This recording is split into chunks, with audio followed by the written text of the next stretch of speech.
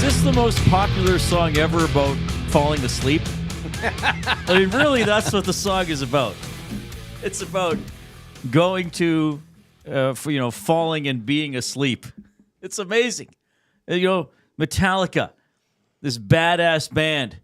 What do they write songs about? Well, about the hopelessness of existence. And don't they have that one about a soldier who lost his legs or a leg on a landmine or something like that? Yeah, like that's songs about pain and the day death, that never comes. Pain and death and suffering. That was one. They sing a lot about then, military stuff. They do. And then what's their biggest song? Oh, that one about trying to go to sleep. Now I lay you down to sleep. Pray the Lord, my soul. Is that what other songs? What other rock songs are there about going to sleep? I know I'm oversimplifying it, but when you think about it, it's kind of fun. And hey, I realize the mini bands I like. Well, rock in general, you embrace it, but realize the silliness and fun of it at the same time. So pour some sugar on me. What's that all about? Yeah, what the heck's that mean? Yeah. No, thank you. Yeah. Would I like some physical sugar poured on me? Gross. No, it sounds like I'll be quite sticky for the rest of the day. Sounds like a nightmare. That you might have when Sandman enters. Mr. Sandman. Anyway, yes, that is the Oilers walkout song for the last few seasons. That's a banger. Virginia Tech, I believe, also uses that. They come out. I'm sure there are several teams around the globe that come out to enter Sandman. For some reason, I as you know, sometimes, Jay, even at work when I should be working, I fall down the YouTube rabbit hole. Of course. And I saw from a few years ago Virginia Tech football. What are they called? They're not the Hokies, are they? Yeah. What's West Virginia? Oh, they're the Mountaineers. Mountaineers. Yeah, it was Virginia Tech, and the players walk across this field and through a tunnel, and they all touch a piece of limestone. The smallest tunnel in the world. Yeah, they're all spread out, and then they all have. It's like when you're in a big lineup for at the airport or something, and then you all have to shuttle down, and then they run out to enter Sandman, and the stadium's bouncing up and down. But that's to get it going here on a Friday night. You shook me all night long. That's an interesting song title. Yes. What made you think of that? I'm looking up song names. Oh, you're just looking. just smells like Teen Spirit. What did you just Google? What the names heck's of that songs. Mean? What does Teen Spirit smell like? It's a deodorant. Teen Spirit? That is an interesting song title, isn't it? What was the one that was like shtick or? Remember it had a ooze. It was so dry you could still snap your fingers or something. Oh, some deodorant. Yeah. I'm going to put into ChatGPT, name a song. Let's see what comes up first. Sure. Bohemian Rhapsody by Queen. That's the first song it named. What a name. What a name for a song. That is Metallica. Oh, Dreams by Van Halen. Well, I think that's about dreaming about What about The Weight? goals. The Weight by the band. I don't know that one. Could that be in? Yes, you do. The Weight? The song The Weight. Off the top of my head, I don't know it. I'm sorry. Could that be about sleeping with a weighted blanket? Yeah, it is, yes. Talking in your sleep. That'd be a fun bit. What is this song actually about? It's some really dirty, filthy song, but we're like, no, it's actually about, shopping for oranges or something like that. Like Whole Lot of Rosie. Whole Lot of Rosie. My daughter can be annoying. She certainly can. All right. Sultans of Swing. Sultans of Swing. Who is that? That's Dire Straits. Dire Straits. I was like blanking on the band. All right.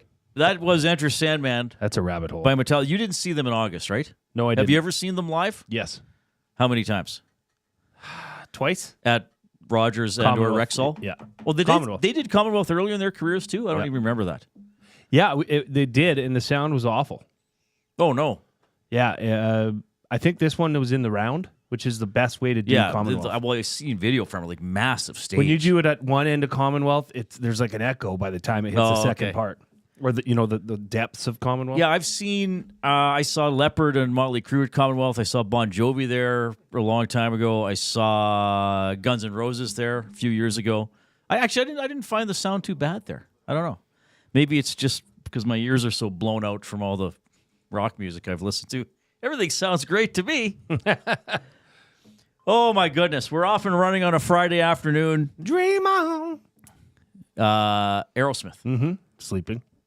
Is that about sleeping? Well, it must be. It's called Dream Oh, On. dream on. It must be. Somebody said talking in your sleep. Who recorded that? Is that the one I hear the secrets that you keep? Right. When you're Who, talking. what in band? your What sleep. band or artist was that? I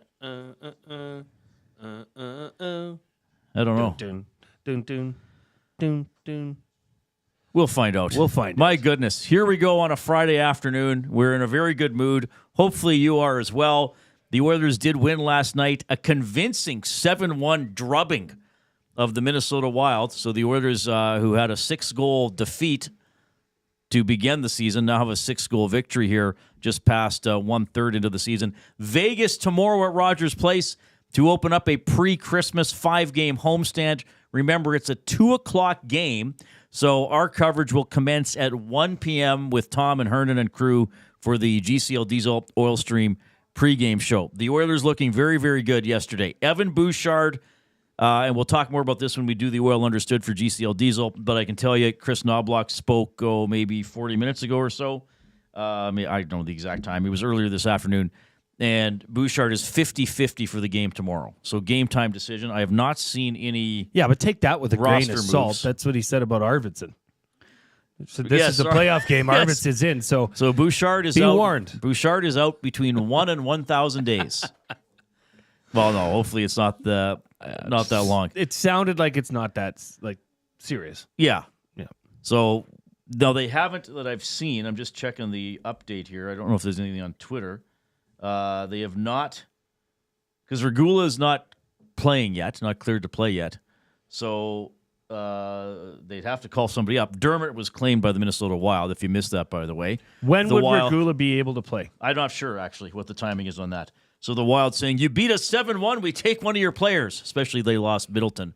Was it for his first shift? It was right at the beginning of the game. Yeah, take that. So Dermott is gone. So we'll see if the Oilers do anything here throughout the course of the afternoon. But that's the latest on Bouchard is that he's, I guess a game time decision for tomorrow afternoon against the Golden Knights, who the Oilers have played twice this season. And we're having a pretty good game at home. And then took a penalty halfway through the third, the Nuge offensive zone holding penalty, got scored on with about 40 seconds left, and then gave up an empty netter to lose 4-2. And then the only loss in this 8-game run for the Oilers, in which they have gone 7-1, was a 1-0 loss to the Golden Knights, which for the most part the Oilers played pretty well and certainly had a lot of pressure in the third period. So we'll see if the Oilers can figure them out tomorrow afternoon. Probably one of their best games of the year against Probably Vegas. was a better one. Just didn't score. Hill made a lot of good saves. Aiden The Hill Oilers only gave up stood one. on his head. Yeah. You can participate in the show, of course, by texting 780-218-9999. You can email Reid at edmontonsportstalk.com. I always get emotional and sentimental when you send me an email. And you can talk with us, but often you just wind up talking with each other in the nasty chat, the diabolical dialogue on YouTube. If you are there, remember to hit the thumb up button. Yeah, there's 124 people watching right now. If you all just went and Just hit click that it. thumbs up, we would get Goal we would achieved. be at the word of the day by 3:45. Yeah, that's a good point. And remember, encourage other people in your lives who you think will like this programming to not just go into YouTube and give us a thumbs up. Check out the program through the iHeartRadio app. Not just this program, the whole station, or on the TuneIn radio app, edmontonsportstalk.com. You can also listen through there. And if you can't listen live, look in your podcast folder. And there you have us. Can I Zach, do you know if Dustin talked just about the Zach? Do you know Yes. if Dustin talked about an app this morning? Did you hear about that? I honestly wasn't awake when the show was live, so Okay. Maybe I won't have no talk clue. about it. No, we'll leave it. Sure. You just threw it out there as a teaser. Reid, I must Yes. say that those our loyal listeners did hear it first yesterday on the Reid Wilkins show. Joaquin Gage said the Oilers are sick of this abuse Yes? of losing in Minnesota 6 games in a row, and said, if I were you, I'd sprinkle some love on the Oilers tonight. Did you? I didn't. Oh, okay. I don't like to bet across 2 games that I'm watching. And I already said that I was on the Rams, which that one. Right. So I don't like to do both. It's just too much. But for those of you that did, well done. Well done. Now, do you flip back and forth between Oilers and football? Yep. See, I do not, and I told you this when it's the Oilers. I did check it during the intermission. Okay, so but I get so locked in on watching the Oilers games. Okay, so yesterday after the show, I had that meeting. Yes, and when I left the meeting, I listened to the game on the radio, and when I got home, it was, I think, 4-1. They were in control. And by the sounds of it, it could have been worse as well. So I went back and rewatched the game, the highlights, and yeah, that could have been worse, actually. 7-1. Well, they played well, and right from the opening faceoff, I thought they were really good, really energetic. I know Minnesota was missing some guys, but for the Oilers, they got to worry about what they can control, and it never really felt as if Minnesota was back in the game or was going to get back into the game. Even when they made it 2-1, that's a fair point. I kind of thought, okay, that's a goal, but the Oilers got out of the period. Pickard had a very good start. I mean, and it wasn't even, I know he had a couple of assists, but it wasn't as if McDavid had an overpowering game. It was a lot of other guys playing really well. But here's the thing. We talked about this before on this show, how when let's say the Oilers were up 2-0. Then they get that goal, just like last night. There was a time last year during the regular season where don't worry, the Oilers are in control. Yes. Last night's game, I asked you, I said, what did you think when they came back and they got to 2-1? Nah. I didn't really think anything. I just thought, okay, they were in playing. Complete control. Right. And that's what we've seen from, I guess it's not unique to the Oilers. It's unique to teams that maybe are struggling or going through a bad spell. Giving up one goal feels like the start of a slide, or it feels like two, Yes. A team scores to make it.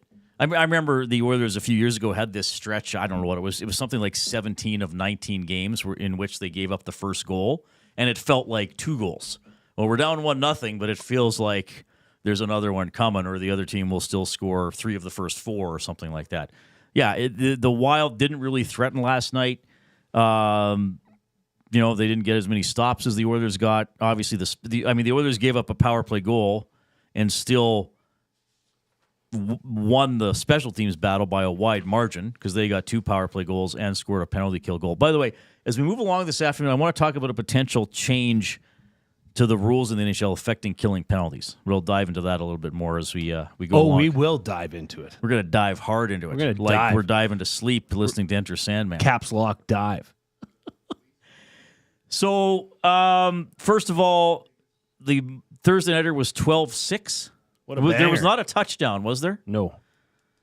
And we're going to talk about it a little bit later on as well. The 49ers had a player. He flat out refused to play. I don't want to talk about it right now. You want to wait because you're so upset? I don't want to as a get in former football player this yourself. heated this early in the show. I don't think it's responsible. Okay. There is a segment, I believe, called Fired Up. You're saving it for that. Yeah. Okay, that's good to know. A little bit of a tease. I should mention here, Jay and I have been working together on a daily basis, almost 4 months, because it was near the end of August I started to come in. And I've noticed about you, and even when I first, had initial meetings with you before I started working here, you're a very positive guy. You're a very caring guy. You're there's nothing about you that is woe is me. Like you, I remember this is a funny. I knew he was testing me at the time because we'd been working together a couple of weeks. He's like, so how many sick days do you take a year? And I was like, usually none. I said, I think the last time I had a sick day was like in 2015 or something. And I actually shared with you a story that I missed a day of work when my dog Chupka passed away. And it happened in the afternoon. And I said, and I thought, geez, he's gonna judge me. And you were like, yeah, okay, cool. Yeah, like I don't miss work for being sick. And I said, also with this job, like unless we are like Dustin and couldn't talk, we could do it from home. You need your voice. I mean, luckily now. Yeah, it's pretty amazing. It'd be pretty convenient to say, I don't want to get the rest of the office sick. So that was to me that was a little test that I think I passed. I didn't say anything at the time. Oh yeah. But this is as down as I've seen you about something affecting your body. And I should say, at no point did Jay say he's not going to work, and he's not sitting there complaining about it. But it's just annoying. I can tell he's bothered I'm to annoyed. a level you wouldn't usually be bothered. So I woke up this morning and I said to my wife, I said, something's wrong with my ear. And it was like like when your ears pop and you can't get it back. I've been in a perpetual state of that since about 6:45 this morning. And it's driving me nuts just because I just can't get it undone. I've been doing, Reid's watched me do this. Yeah, he's just like about 50 times today, sitting with his head off to the side. Well, because the reason is because I have had vertigo in the past. I had a very brief run-in with vertigo. Okay. And I was dreading that because that is debilitating. If you have vertigo. Yeah, I've known people who've had it. Yeah, you're out of commission. So it's not that. I don't know. I think maybe I just have a slight ear infection or something. I mean, it's peanuts. It's nothing. But you're not comfortable. You're not able. You're not sloughing it off. It is uncomfortable because it affects your ability to hear. Is it affecting your balance? No. Okay. I walked the line out there twice, and I did it. So sorry. Just describe the Reid, feeling if things again. aren't exactly how it should be, yeah, it takes over, and I'm trying to fix it at every minute. But this seems bad because if you came in with a sniffle, you wouldn't be like, "Oh, I'm blowing my nose." You'd just be like, "No, okay, whatever." Because a sniffle, what like this. I don't know what's going So on. so it's the uncertainty it's that's the bothering unknown. you. Yeah, it's the unknown. So just describe the feeling again. Maybe people can help suggest a remedy. It just feels like my left ear, or viewers' right, it won't pop, as we call it, Reid, stage right. Actually, it would be stage left here. So it won't pop. So I've been trying to, do I need to do candling? Do I need a nasal spray? An on-air candling. Yeah. If you're in the area and you can candle my ear, come on in. Zach's shaking his head. Zach says, no, we do not we want maybe you to don't want to candle. do that. So yeah, but it is quite minor. I appreciate you saying that, Reid. I'm over it. I'm good.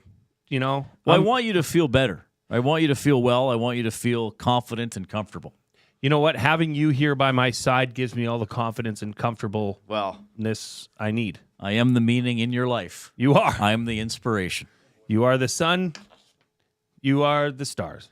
Thank you very much. And everything in between. But if you can help unplug Jay's ear, I guess with directions, not coming in and doing it. That Do would be tell. Awkward for everybody. You can send that into 780-218-9999 or post it in the Maybe do we want that into the nasty chat? Yeah. Let's So open Jay, it up. Michael says, does it help when you look downward? Let me tell you. Jay's now just looking downward, staring down between his feet. And I guess we'll find out if it helps. While he's doing that, I will introduce today's off-topic topic for William Huff. Since 1952, William Huff has provided industry-leading graphics with design, print, and install, all in-house for thousands of valued clients. Their unparalleled customer service combined with decades of industry expertise and a desire to make every job the very best it can be is what they call the William Huff Advantage. Visit their website at williamhuff.com or give them a shout at 780-454-4536.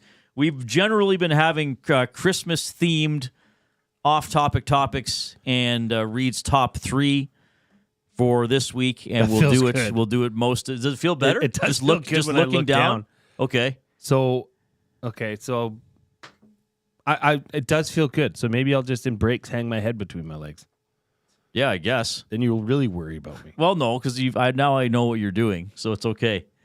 So the off-topic topic, Christmas-themed is, and this is one of those. This could be beautiful. We could get some really good ones. I want, and a lot of these, as we've been doing, we're picturing a work situation, right? Where in this office, we're a small group and we're all friends. But I mean, if you're in an office, 40, 80 people, you could have a Christmas party where you really hardly know anybody, or several people you hardly know, or maybe even don't know. And so we're thinking of a story about an office gift exchange, the Secret Santa, or whatever they're called. I guess that's the common term for it. Some people just might call it a gift exchange. But where you have to draw somebody else's name and they don't know who they got their gift from. So we'd like a story about that, but we would like it to be either a nightmare scenario or to balance it out, something maybe sentimental. But a story from The Office, Secret Santa, or gift exchange.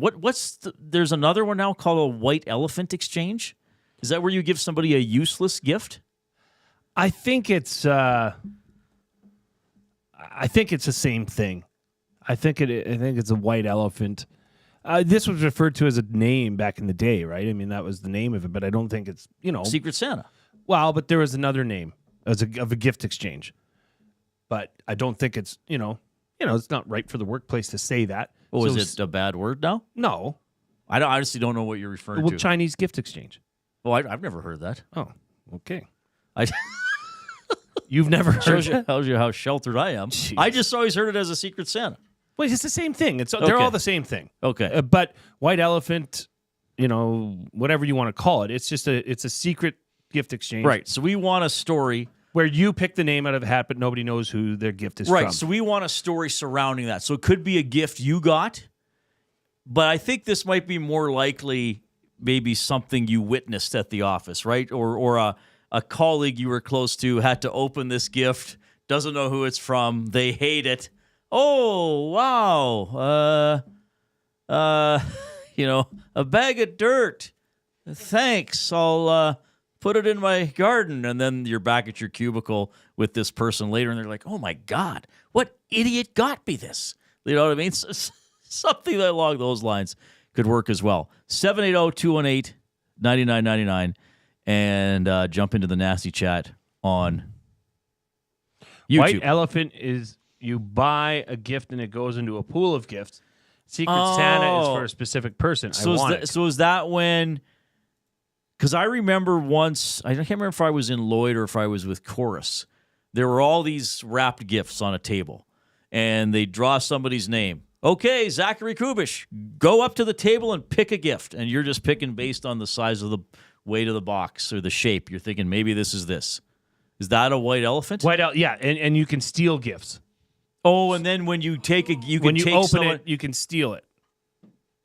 So let's say you open up a teapot, and I'm like, dang, that's what I want for Christmas, and my name gets called. I can either open a brand new gift that's on the table, or I can steal your Chinese my teapot, and then I go open something else. Yes. Oh, okay. All right. Wow, this is much more complicated than I thought it would be. We got to call a quick timeout. Here comes Zachary Kubusch, Sports Up.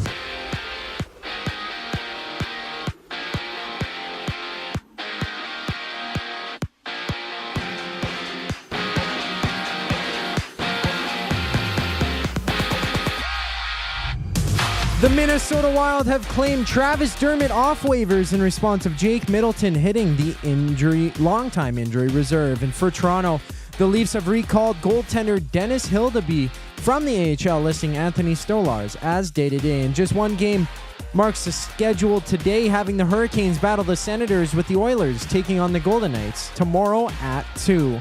And former Elk Kevin Brown has been signed by the Argonauts after having over 500 yards on over 100 carries last season. In the NFL, Romeo Doubs of the Packers cleared concussion protocol and is active, while the Saints have announced that they will start Jake Haener this Sunday. On the NBA slate, it's the Clippers tipping off against the Nuggets with 8 games in the association. This sports update is brought to you by Paramount Flooring. Proudly family-owned and operated for 33 years, Paramount Flooring is your full-service flooring and tile supplier. Whether you're a homeowner, renovator, or builder, Paramount Flooring provides the flooring to fit your lifestyle and budget. Visit their showroom that's open 7 days a week at 10707 184th Street. Paramount Flooring. Flooring for the life that you live. The Reid Wilkins Show with Jay Milne rolls on just after the break. I'm Zachary Kubusch, keeping you up to date. GCL Diesel has been serving oil country since 1972. From diesel cars to SUVs to pickups. From farm tractors to school buses to a big rig. From diesel generators to forklifts, GCL can test, troubleshoot, and repair all diesel fuel system components. Whether it's injectors, pumps, turbos, filters, or additive, GCL has the parts you need to keep your diesel running the way it should. For genuine diesel parts at wholesale prices, visit GCL Diesel in the West End or online at GCLDiesel.com. GCL Diesel. Diesel understood. Food Sausages makes their meat with nothing but the best local ingredients. From chicken, beef, and pork, their gluten-free sausages are packed with flavor. Every single bite. Get a 10% discount when mentioning Edmonton Sports Talk in-store or use the code EST when shopping online at foodsausages.ca. Plus, you get free delivery on orders of $100 or more. Find them at 6736 99th Street. Food Sausages. You can't beat our meat. Hey Edmonton, ready to take advantage of lower rates and better pricing? South Fort Chevrolet in Fort Saskatchewan has you covered. From rugged trucks to sleek SUVs. And with over 40 years in business, you can trust that you're getting the best deal on your new ride. As the proud title sponsor of the Nielsen Show, EST listeners can drive a little to save a lot with South Fort Chevrolet's transparent pricing and down-to-earth sales team. Visit us today in Fort Saskatchewan or online at southfortchev.com. You know, this year, I want to give the gift of Christmas spirit. Okay, well, what's the going price for Christmas spirit? Actually, surprisingly affordable. $25 brings Christmas to life for a senior living at a Capital Care Center. Oh, that's amazing. Well, yeah, and they have a community shuttle, so Christmas spirit continues all year long. They can go out and do things and just be reminded there's an entire village of people who care about them. Become a part of our village at Capital Care Center. Donate at capitalcarefoundation.net.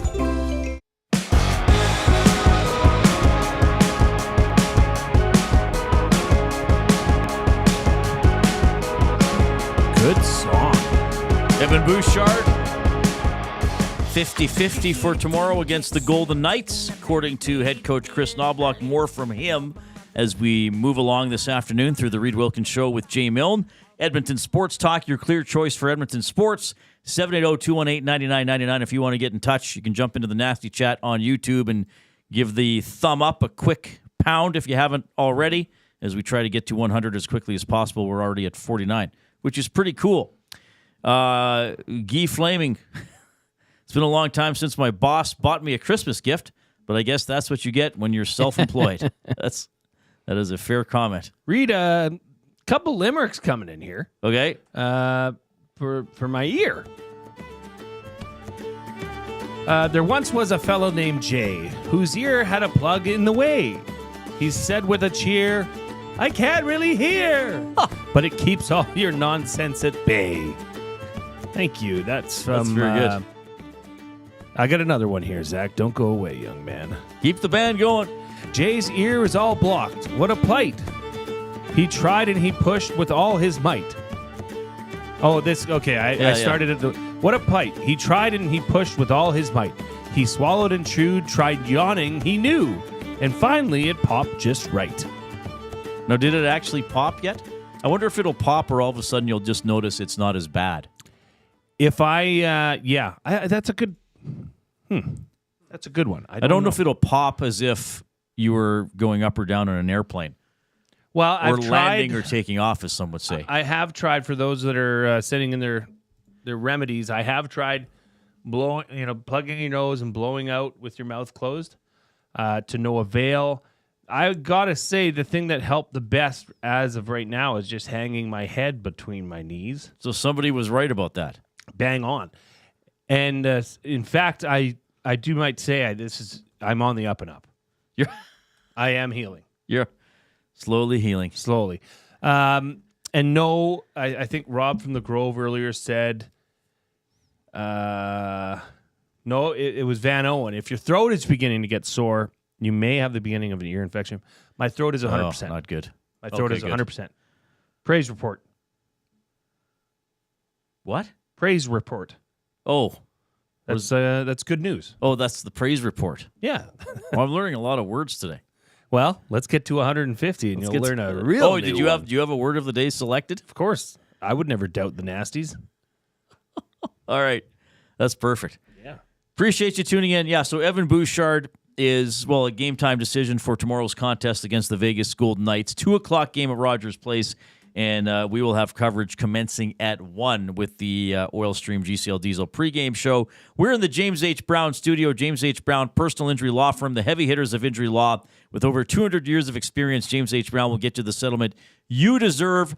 Visit them at jameshbrown.com. Book your private consultation today. Should also mention the Oil Kings will have home games Saturday and Sunday against Swift Current and Kamloops, respectively. Gavin Hodnett from the Oil Kings is going to join us later on. And on another Oilers note, Travis Dermott claimed off waivers by the Minnesota Wild. So earlier this week, the Oilers gained a defenseman off waivers, getting Alec Regula from the Boston Bruins, and now they lose Dermott to the Minnesota Wild.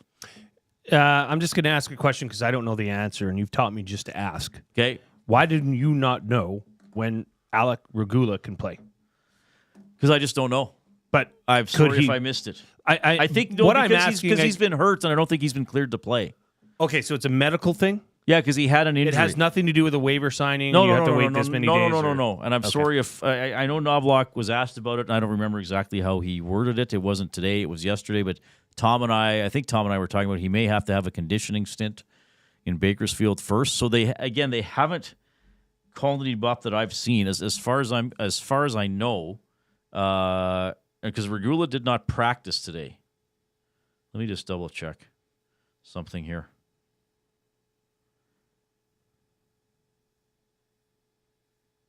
And then we'll see. But I kind of feel as if they think Bouchard's going to play tomorrow. I don't. Okay. You think he's going to be out a long time? Well, I must say, I mean, I was listening to you when you're cutting the clips, and I would be more optimistic now than I was, say, 5 hours ago. Yeah, you were worried it was going to be a while, eh? Well, when the guy's going to the bench, clutching his knee and can't even skate, and then gets to the bench and you see him mouth out the words, my knee. Right. That's alarming. And now, was that a dirty play? I honestly, Reid, my first thought was no. Right. But that was what was immediately questioned. I mean, I saw player Regula safety. is still on injured reserve. Thanks, guys. That's what it was. It's that simple. He's still on injured reserve. Okay. There, that answers that. That settles that. So I didn't, here it is. Kub's got it up. I just see a guy that's trying to go for a puck. The puck comes off the boards and Bouchard's in the way. I mean, you tell me, Reid, is that a dirty play? Okay, here's what I'll say. I didn't think so. I thought it was an aggressive play. I thought it was, I guess maybe I thought it was a cheese ball type play maybe. Full on dirty. I said no, but then I always make sure I lend an attentive ear to the guys who played in the league. And Gager made the point. Of all of us, I think he was the most inclined to think it was dirty because he says Hartman knows where the net is. He knows he's putting Bouchard in peril, so to speak.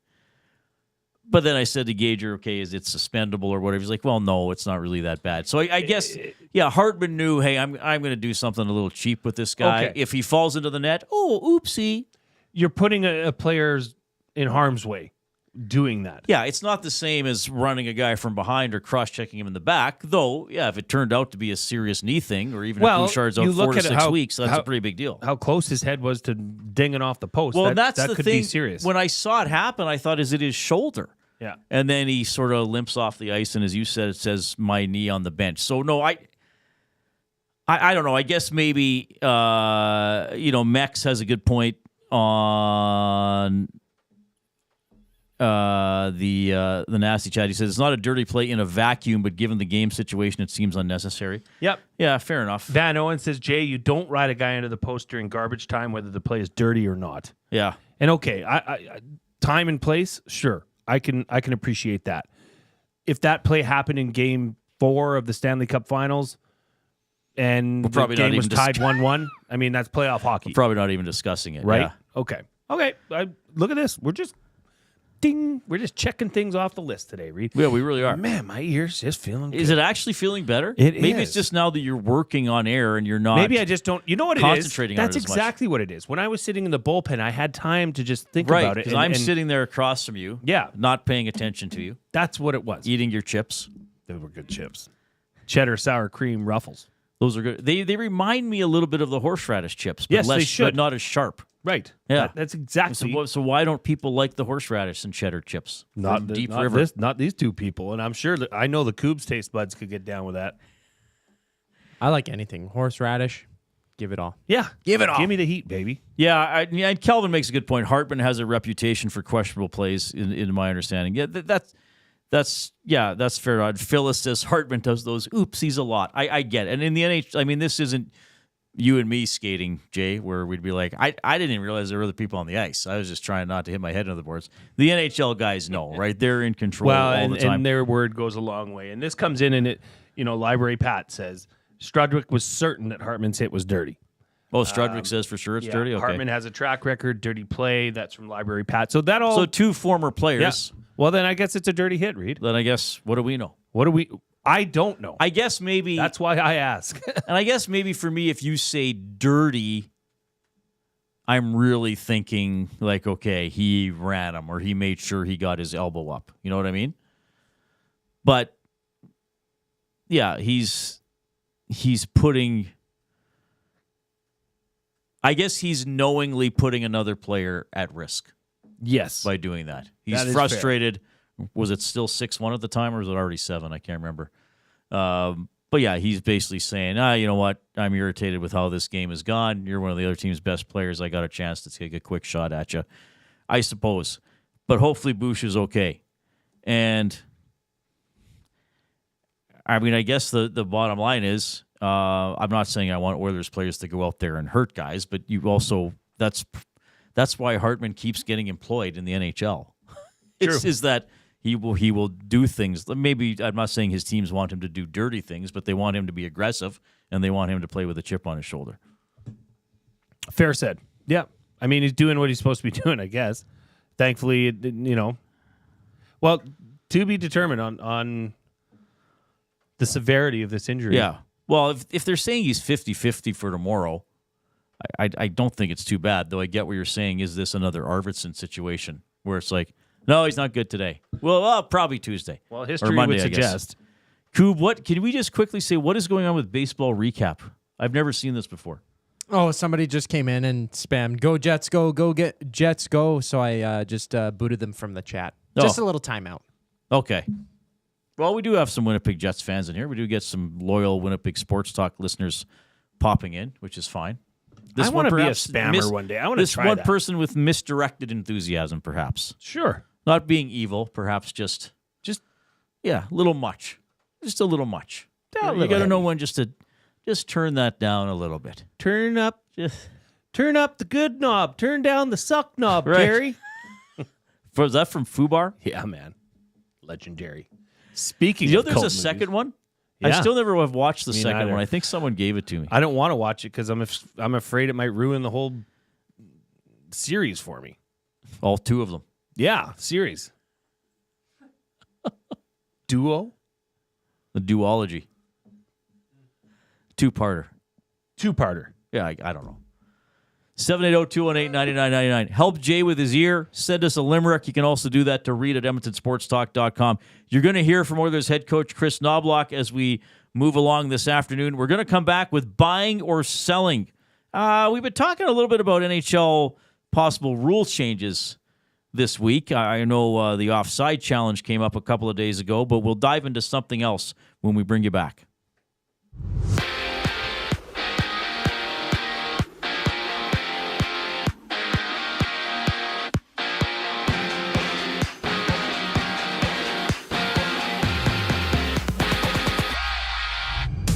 After hitting the waiver wire yesterday from the Oilers, Travis Dermott is on his way to Minnesota, being claimed by the Wild. And Jake Middleton of Minnesota has also been listed to the LTIR. The lone NHL game has the Senators meeting the Hurricanes, with the Oilers back in action tomorrow at 2 against the Golden Knights. And in Toronto, the Argonauts have signed former Elk Kevin Brown after he recorded 500 yards this past season. Down south, the Steelers have ruled out George Pickens this week with a hamstring injury, while Jake Haener starts for New Orleans Sunday. Elsewhere, Romeo Dobbs cleared concussion protocol for the Packers. Basketball has an 8-game slate, seeing the Lakers go at it against the Timberwolves. The Suns and Jazz throwing it down before the Spurs and Trailblazers match up. This sports update is brought to you by Sit and Sleep, where starting tomorrow, Sit and Sleep kicks off its Boxing Week sales, where you can save big on all the major sleeping brands. Get a queen-size Eurotop mattress with patented non-flip pocket coils, gel memory foam, and 5 comfort zones for half price for just $3.99. Shop great deals like this and more at Sit and Sleep, but only while supplies last, so don't miss out. Get to Sit and Sleep for their Boxing Week sales starting tomorrow in South Edmonton Common, next to Planet Fitness. We come back with buying or selling for Damon Bunting on the other side of the break. I'm Zachary Kubusch, keeping you in the loop. You want the heavy hitters on your team, both on and off the ice. If you've been injured in a car accident, call the heavy hitters of injury law. James H. Brown and Associates, Alberta Injury Lawyers. With over 200 years of combined injury law experience, their precedent-setting lawyers are ready to help. Locally owned and proud Edmonton Oilers fans, James H. Brown and Associates wants to support you with their unrivaled experience, unrivaled results, and unrivaled commitment. When accidents happen, head to jameshbrown.com. The grand opening sale at Sit and Sleep is almost over. This is your last chance to take advantage of the special introductory sale prices on all mattresses. Stop in today for a free pressure point scan using cutting-edge technology so sleepologists can identify the perfect mattress for you. Right now, get free local delivery on any mattress over $7.99 and receive a free bamboo cooling mattress protector. Enjoy grand opening savings with every mattress on sale. Join us on location today for the final celebrations at Sit and Sleep in South Common next to Planet Fitness. Don't miss out. The grand opening sale ends soon. Gallo LLP is an Alberta-based accounting firm with expert chartered professional accountants in both our Edmonton and Sherwood Park accounting firms. Our experienced and innovative accountants provide financial advice that saves our clients money. Simply put, we help our clients protect their assets and grow their businesses. At Gallo LLP, they go beyond the numbers to ensure the continued success of your business. Reach out to Preet or John to discuss how they can help your business grow. Visit gallollp.ca today and see how they can help you take your business to the next level. Tommy Gunn's Barbershop is more than just a barbershop. It's a top-notch, tailor-made experience from check-in to check-out. Get a precision haircut, a classic shave, or a facial to step up your style. Just walk in, relax, and let Tommy Guns take it from there. Find comfort in knowing their team follows the code, which is their commitment to care for you as a customer. Check out Tommy Guns today, in-store or online at TommyGuns.com to bring out the best in you. Tommy Guns, where every cut is done right every time. Maybe we just don't belong. I say we set it on fire. Maybe we just don't belong. I say we set it on fire. All right, Oilers prospect Bo Akey has made Team Canada for the upcoming World Juniors in Ottawa. That, of course, starting on Boxing Day. Canada in a pool with the U.S., Finland, Latvia, and Germany. So Bo Akey making that team. Second round, 56th overall by the Oilers in 2023 out of the Barrie Colts in the Ontario Hockey League, and having a pretty decent season for the Colts. 4 goals, 19 points in 25 games, 24 penalty minutes, and he is +6. So another, well, it's another reason to watch the World Juniors. I mean, most of us watch anyway, but for Oilers fans, just another guy to keep an eye on. Jesse Coleman, longtime listener / texter, finally getting in on the Nasty Chat. How's it going, Nasties? Jesse, welcome. Feel free to chat at your leisure. Welcome, Jesse. Leisure or leisure? Ooh, it's leisure. I it's just leisure. like to say Don't leisure, say leisure sometimes. Yeah, I don't like that. Leisure or ledger. It's like when, what's the other one? It'll come to me. I hope so. There's another word that people mispronunciate, and they almost do it on purpose to sound like there's schedule. It's schedule. Yeah, get out of here with your schedule BS. Amateur or amateur? I think amateur is amateur American. is American. Yeah, it's amateur. That's American. Amateur. I always like the line in Star Wars. The what's his name? Grand Moff Tarkin says to when the rebels are attacking the Death Star, and somebody comes up to him and says, "Sir, we've evaluated their attack, and there is a small but unlikely chance that we are at risk. We've prepared a shuttle for evacuation." And I can't remember the line. And he goes, "Evacuate? In a moment of triumph? I think you overestimate their chances." I was like, "A chance?" That's a chance. Like, I know he's British, but chances. Schedule, though. That drives me nuts. Yeah, that's not preferable. I had a teacher that used to call it mauve. What? Math. Mauve. No, he didn't. She did. And she was the vice principal of her school. What, moth? Mauve. Mauve. She was a completely English, like Canadian English. Right. English. Mauve. It's math. Thank you. Well, I think at some point she started mispronouncing it to be funny, and then it just became how she... just like I told you my Chelios story, that we had Red Wings fans at work, and I just kept saying Chelios to bug them, and then I said it on air doing highlights. Yeah, well, you can run the danger of that. It's probably why I never got hired to do TV out of Lloydminster. Somebody was like, he doesn't even know the names of one of the best players in the league. All right. Hambone, what about Tuesday instead of Tuesday? Who says Tuesday? Do people say Tuesday? I don't know if I've ever heard that. Tuesday. It's Tuesday. Tuesday. Tuesday. Tuesday.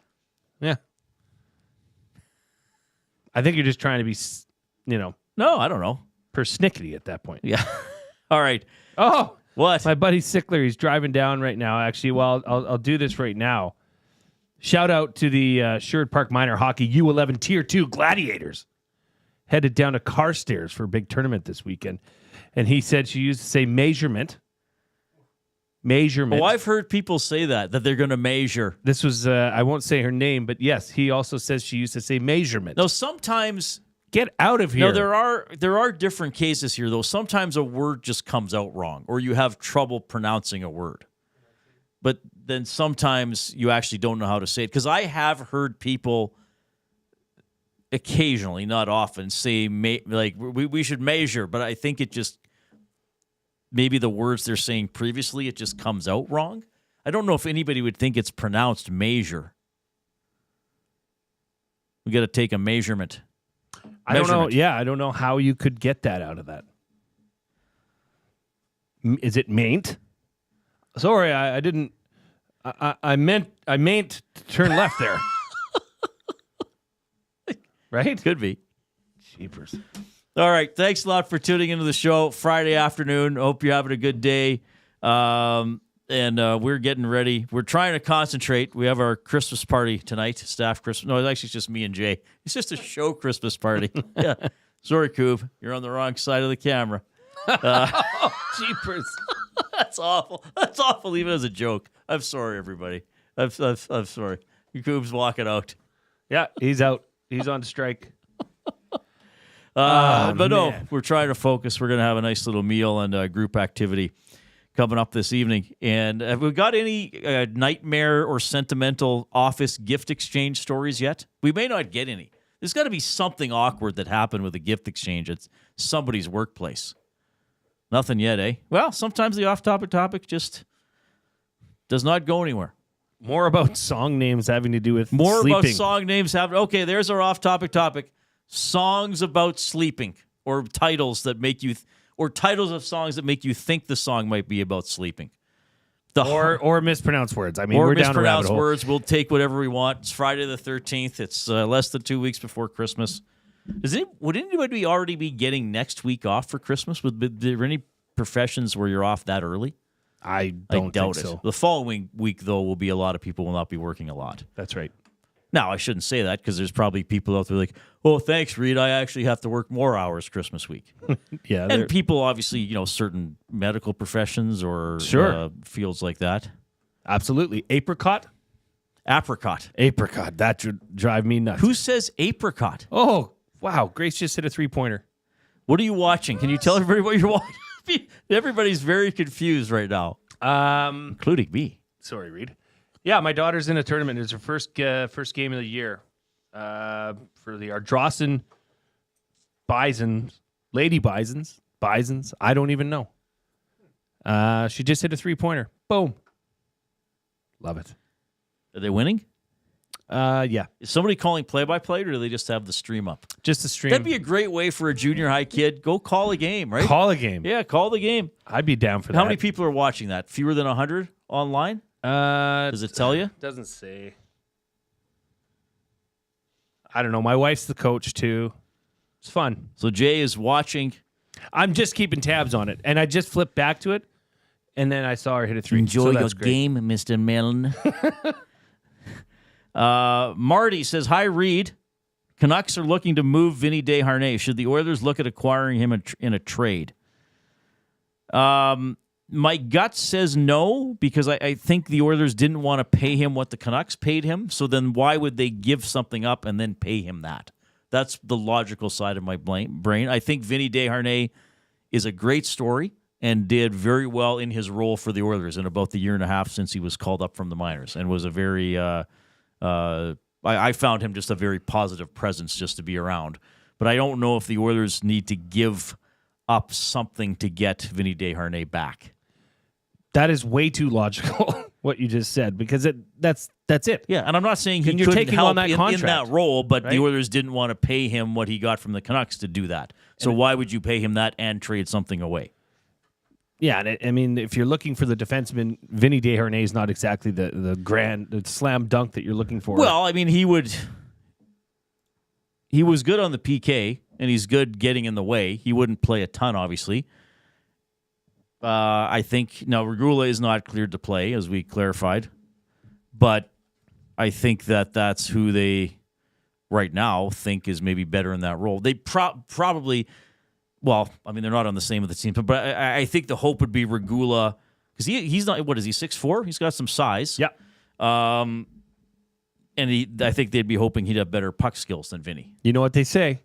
TBD, bro. TBD. Yes, fair enough. Where did I see this one? Mitchie, what is EST's holiday schedule? What is the holiday? We are going to have live programming 6 a.m. to 6 p.m. on the 23rd, Monday. Yeah. And then live programming resumes that Saturday with the Oil Stream pregame show. And that's Sunday, because what is it, Kings first and then Ducks on the 27th? No, on the 28th and 29th. And then we're back 6 a.m. to 6 p.m. on the 30th. So I'll be off 6 days. All right, let's jump into buying or selling. And this, as always, is presented by our buddy Damon Bunting, a top-producing realtor in Greater Edmonton and among Western Canadian RE/MAX realtors. He and his team would love to help you find that right home or make the move from your current home. Community-driven, he understands what it takes to make a difference in our city. Check him out, DamonBunting.com. The Instagram handle is Damon Bunting Real Estate.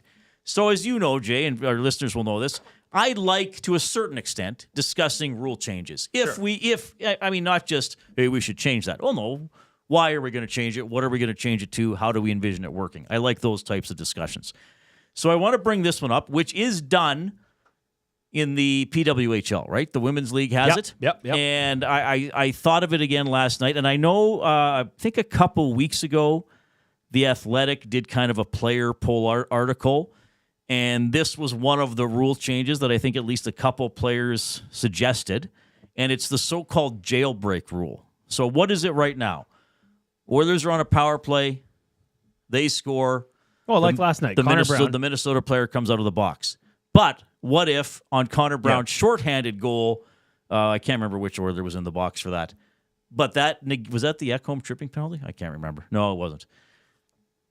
But the shorthanded, that was a Bouchard penalty. The shorthanded team scores should they get their player back. That negates the other team's power play.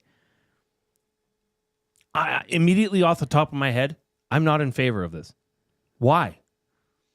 To reward the team for scoring shorthanded. That's a reward in itself. Is just getting the goal? Hell yeah, man. That's a big reward. You're immediately selling this. Hugely. You're barely even thinking about it. Yes. Yes, I am. But I did look into it a bit. Oh, wow. And although there are minimal statistics behind this,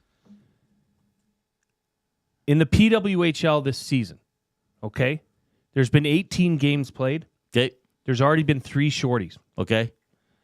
That's 6.1% of the goals scored. There's 49 total goals. 3 of them shorthanded. That's it in 18 games? Yeah. Okay. We did this by hand. I didn't know why we were doing it, but now I do. There's been 66 shorthanded goals this NHL season out of 2,869. That's 2.3%. So the PWHL, just all other things aside, are scoring shorthanded goals at a higher clip right now. Okay. Albeit it's a small sample size. Fair enough. But is that because there's incentive now? I mean, I don't know. I guess it's incentive enough to score a goal. But are there ways now that teams are saying, okay, it's really advantageous to now go ahead and get that shorthanded goal? Yeah. And maybe they're game planning for it. Wouldn't happen a lot. Right. So what were you saying? 1 out of every 50 goals in the NHL is a shorthanded goal. So there'd be 2 or 3 a week, maybe more than that. But there are shorthanded goals. So I think the argument is that rewards the shorthanded team. And maybe it leads to a little bit more aggression while shorthanded. And then if that aggression doesn't pay off, then maybe the power play team gets more chances and it leads to more goals overall. Yeah, would it make a huge difference? I doubt it. But it is sort of, hey, we scored 15 seconds. We were shorthanded. We won the faceoff. We flipped it out to center. We won a race. We got a breakaway. We scored 10 seconds into our penalty. We should get our guy back. Look how efficient we are. Right. I don't know. I'm curious. I am curious. I'm kind of throwing out this more out there. I'm glad you had a strong response to it. Throw it out to the nasties as well. 780-218-9999 into the nasty chat as well. Should the NHL have the quote-unquote jailbreak rule that if a shorthanded team scores, they get their player back? The same as if they gave up a power play. So basically, any goal while a team is on a power play ends the power play. Essentially, the power play team. So the team with the power play, the rule doesn't change, but it would change that if the shorthanded team scores, which again doesn't have how many shorthanded goals did the Oilers have this season? I can't even remember.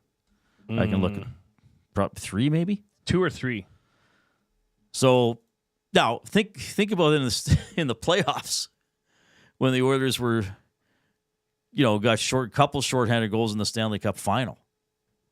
Now, Florida didn't score on the duration of those power plays, but man, oh man, how about that, Florida? We just went up. Connor Brown just scored on a breakaway, and you don't even get the rest of the power play to try to tie it up. It's pretty massive. Too massive? Well, just okay. So you made a case for saying that there was a rule proposed, and I think it's in the PWHL now, that the team that draws the penalty cannot change. That's a terrible rule. Okay, but here's why you suggested. Kub has it up, I think. You said that there are a group of players that is their role on the team is to kill penalties. Yes, so they should be allowed to go do that. Okay, so then you're in favor of not allowing the specific group of players that are there to score power play goals their full allotted 2 minutes. I think it can't go both ways. No. I think if I had to come down on this one way or another, I would say don't change it. But I think it's worth thinking about it. And like I said, I want to know what the audience thinks. Yep. And I think what puts it over the top for me, Jay, and I should say I do like the idea of rewarding a team for scoring. Hey, you got a shorthanded goal. The team with the power play gave up a 2-on-1 or a breakaway. Yeah, too bad. You lost your power play. But I also think a penalty is 2 minutes. And so I'm checking McDavid in the corner, and he stick handles the puck through my legs and is taking the puck to the net, and I just flat out tackle him from behind. The Oilers should have a 2-minute power play. The team that got offended against should have they should have a full power play or until they score, even if they give up a goal, because a penalty can take away a scoring chance, right? I wonder what the ramifications are on a 2-man advantage. Well, you'd get one guy back, but what about on a 5-minute major? I guess the rules would stay the same. You don't get the guy back. Right. But I would say I would sell on it too. I'm not as strong on it as you are, but I just think there's some, well, sanctity is too strong a word, but there's some, 2 minutes is a significant amount of time. If your team is fouled, I think you quote-unquote deserve 2 minutes to get a goal, even if you give one up, or more than one up. I remember Tobias Reeder got 2 shorthanded goals on the same penalty against the Oilers when he was playing for the Coyotes in the old building. But, again, if an offensive player flat out beats a defensive player and has a clear path to the net, not a penalty slot situation, and gets fouled, they should get the team should get a 2-minute penalty. They should get a full 2 minutes to score, even if they give one up. Kelvin says, how would this affect the Rouge? Oh, my. Cheeky Kelvin. All right. Yeah, chime in on that. 780-218-9999. You're going to hear from Oilers head coach Chris Knobloch when we get back to the Reid Wilkins Show with Jay Milne. Get to know the winners, props, plays, parlays, and more with Nielsen and Hustler. Weekday mornings at 11 on The Lock Shop. Only on EdmontonSportsTalk.com. Celebrating 70 years in the signage industry, William Huff Advertising is the most recognized name in the game. An in-house, one-stop shop for all of your design, print, and installation needs.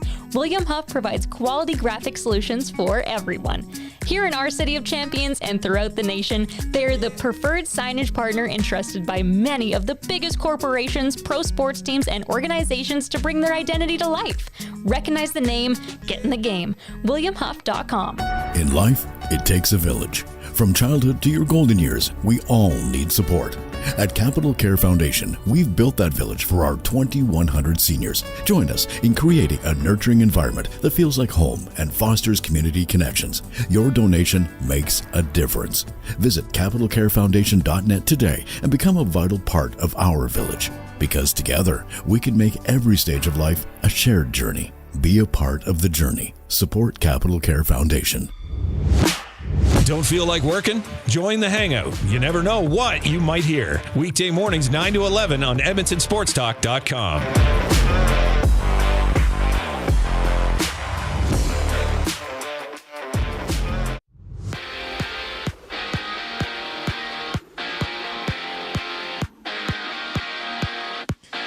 Oilers prospect Bo Akey has made the cut for Team Canada at the upcoming World Juniors, while former Oiler Travis Dermott has been claimed off waivers by the Minnesota Wild. And the Wild also placed Jake Middleton on the LTIR after he sustained an injury in last night's loss.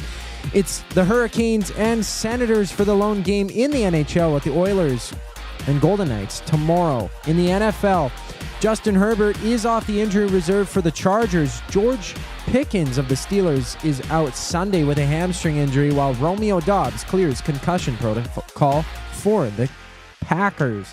8 games in the NBA has the Hornets and Bulls meet before the Grizzlies hit the court with the Nets.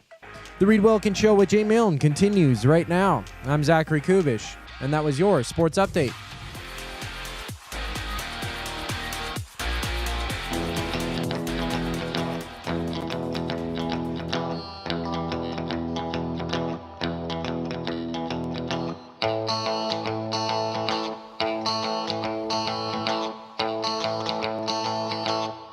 Oh, my goodness. We're live. 780-218-9999. You can email Reid at EdmontonSportsTalk.com. The Big Uke, that molten mountain of magma, has emailed his limerick of the day. What's the best song about sleep? In a game versus Mini, the Oils scored a heap. Bowling tonight. Ooh, all right. Defenseman Dermott, we ain't gonna keep. Are we bowling tonight? Allegedly? Allegedly. Lawn bowling? I hope it's lawn bowls. Yeah, like those dangerous darts. No, the dart bowling. Was that on this show we were learning the difference between bocce and lawn bowling? Yes. So the lawn bowling, one of the bowls one of them are round. Well, I think the bocce balls are round, but the lawn bowling bowls are a little more oblong, so they curve more. They're both round, but one is weighted. Was that So what it was? Curves to the inside. The lawn bowling ones are easy to get it to curve. I hope we're doing lawn bowling. I'd be shocked if we're not. If it's indoor bowling, do we know if it's 5-pin or 10? I mean, I'm terrible at both. I haven't bowled in years. Reid, I'm just here for the beer, man. You're just here for the No, I honestly don't know much. Coob's taking us over there, right, Coob? I guess I am. Yeah, I'm stuck with you guys here, so I guess so. Big Uke says, well, we got other rule things coming in. You got to love Adam. Before jailbreaks and the like, I would prefer if refs called the rule book and not game manage. Well, Adam, it's important to have dreams. There have been fewer penalties this season, at least in Oilers games. I feel they're not calling a lot of 50 both ways. There have been penalties. Good. I thought. Well, remember McDavid? We thought out and out tripped that guy and then skated in and didn't he pass to somebody for a goal? Maybe that might have definitely been tripped Nuge's him, goal, all right? VR Montenegro says this seems too much of a buff for the shorthanded team. Maybe if the shorthanded team couldn't ice the puck anymore, it might be a fair trade. Interesting. Yeah, I don't mind. I'm really thinking about this here because I guess the thought process behind this is what? Increasing scoring? I guess. Would it increase it that much? I don't know. Increasing. Yeah. Yeah. Excitement. Are teams going to kill penalties? Here's really the question. Yes, Are teams I know going what to you're kill gonna ask. penalties more aggressively if they know that scoring shorthanded ends a penalty? I think the opportunity for a shorthanded goal is exciting. But I don't know if teams are going to gamble to, let's try to get a 3-on-1 shorthanded, and if we miss, it's a 4-on-1 the other way. Like I don't know if it would change this. I don't think it would change the strategy of the game. I think it's just suggested as a reward for scoring shorthanded. I just think it's a reward within itself, Jay. There is a it's reward. The feeling of a job well done. I got news for you, pal. There already is a reward for scoring a shorthanded goal. Yeah, you get a goal. You get a point on the board. Is it Sobekirk? Soapkirk? How does he say it? Soapkirk, I think. Soapkirk. Lawn bowling ball is not round. That's what it was. Round in one direction, elliptical in the other. That's what I was trying to think of. Yes, That's sure. what I was trying to think of. And Mex says, not a rule change, but no one has been able to give me an answer. Why when you are facing a 6-on-5 late game situation, don't the defensive team put 3 D-men on? No one has ever asked me that before, Mex. I think it's because just that's how NHL teams are used to deploying players. There are 2 forwards and 3 defensemen. No, what did I say? There are 3 forwards and 2 defensemen. So I don't think. I mean, they're going to have somebody taking the face off, and I think they're saying that they practice how to defend in that alignment. I think a better question is, why don't some teams start overtime with 2 defensemen? There was a team last year that did it against McDavid because Rob Brown always used to say, if I was coaching against the Oilers in overtime, I would put 2 defensemen on the ice to start overtime and just say the goal is to get McDavid and Draisaitl off the ice after 45 seconds to a minute, and then we go for it on our next shift. Yeah, that get possession because that's the most important thing, right? Yeah, make them change, hold them at bay. Got a couple messages that came in, Reid. Matty Dubb says, jailbreak rule is dumb. They should take away the shorthanded team's ability to ice the puck. It's the only sport that when you commit an infraction, you get an extra ability. I totally hear that. I just don't know if they would ever do that.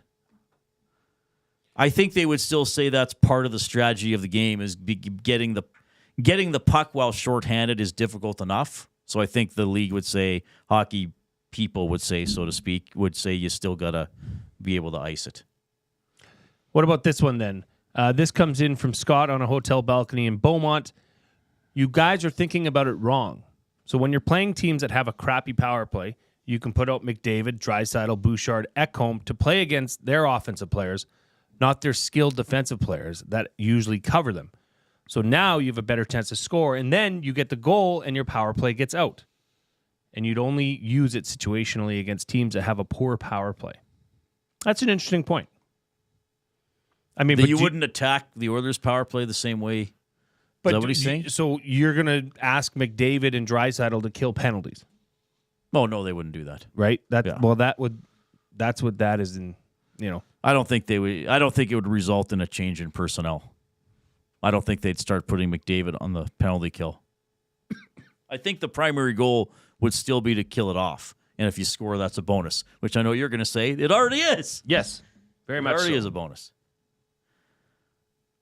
All right. Well, a little bit of discussion on it. It's always fun. I like thinking about rule changes, though. I mean, 3-on-3 overtime would have been scoffed at 25 years ago. Absolutely. You can't go down to 3-on-3, maybe 4-on-4. Never 3-on-3. And now it's the best thing ever. And now we have college football playoffs, Reid. What a time to be alive.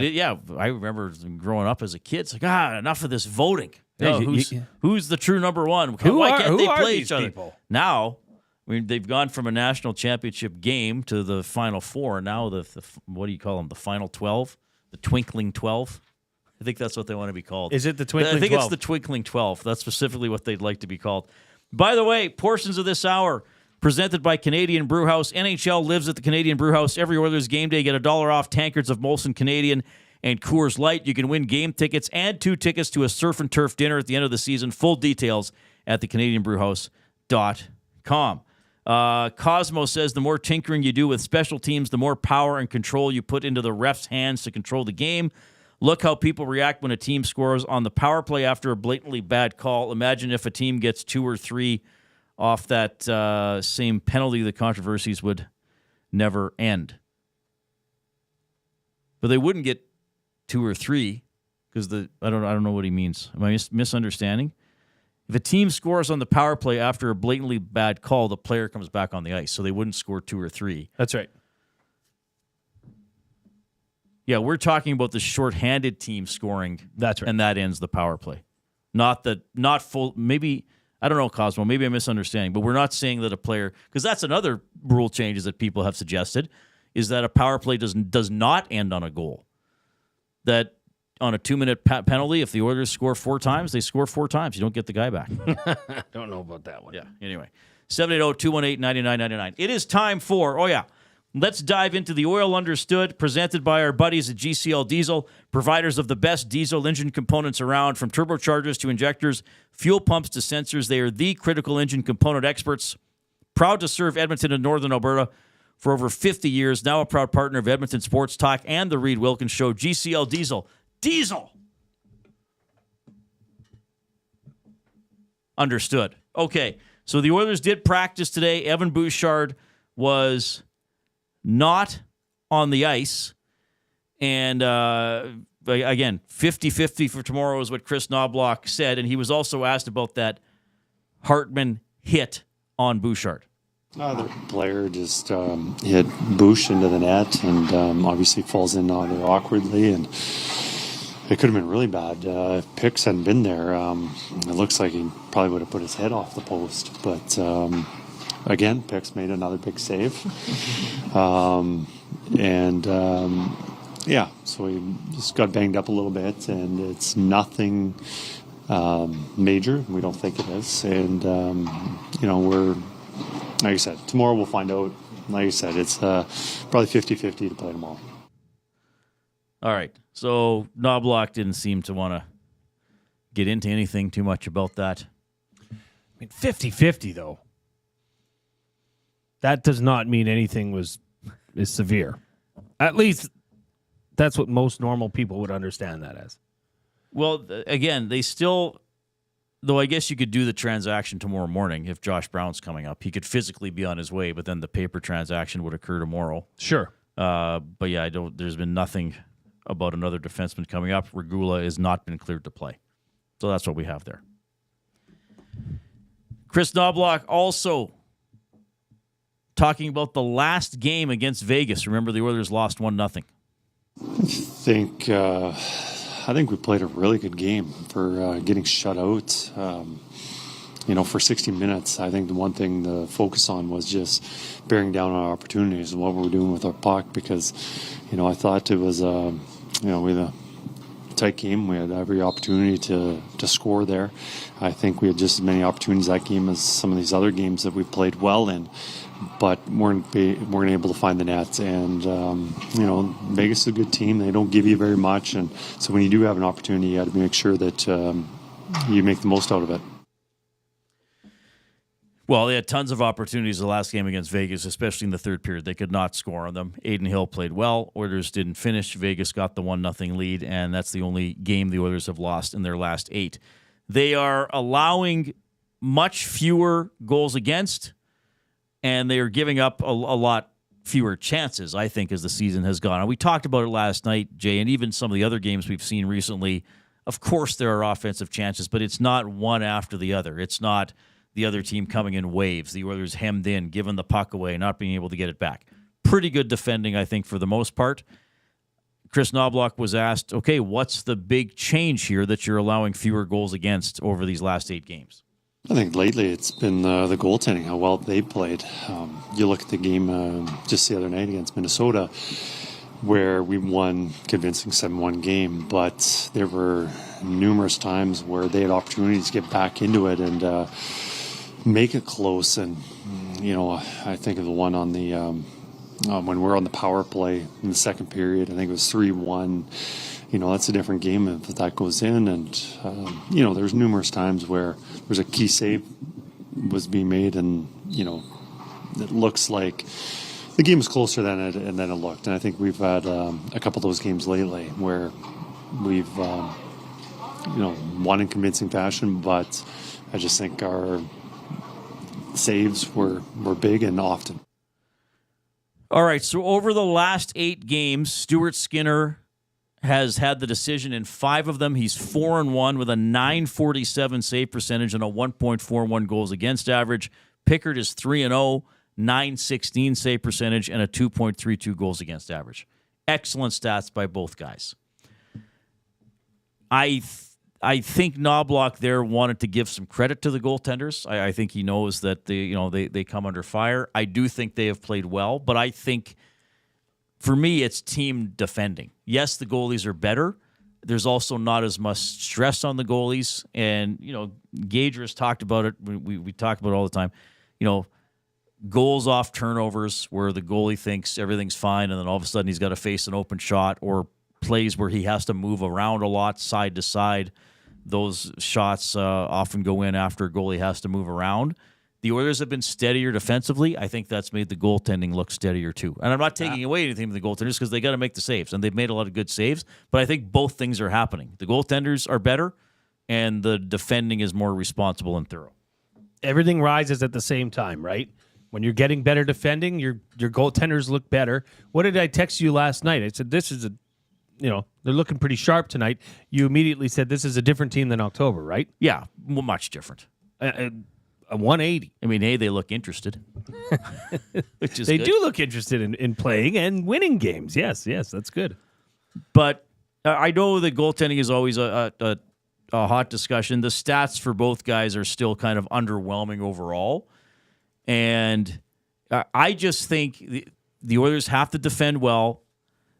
Skinner is not one of the top 7 or 8 guys in the league. I think he's in that big middle that has a lot of goalies. So, you need him to play at his potential, which I think is being in that category.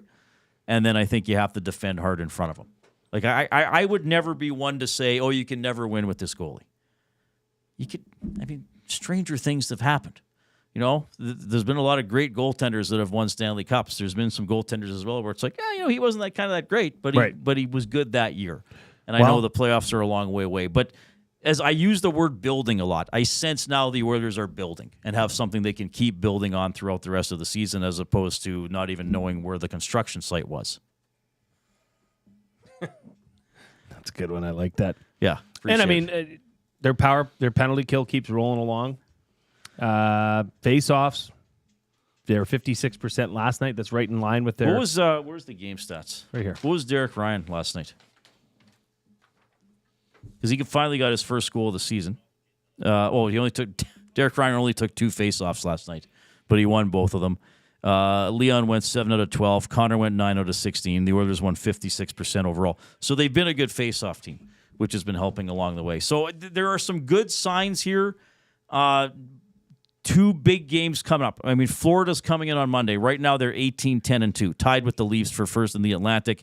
And you know where Vegas is, 19-7-3. They've won 4 in a row.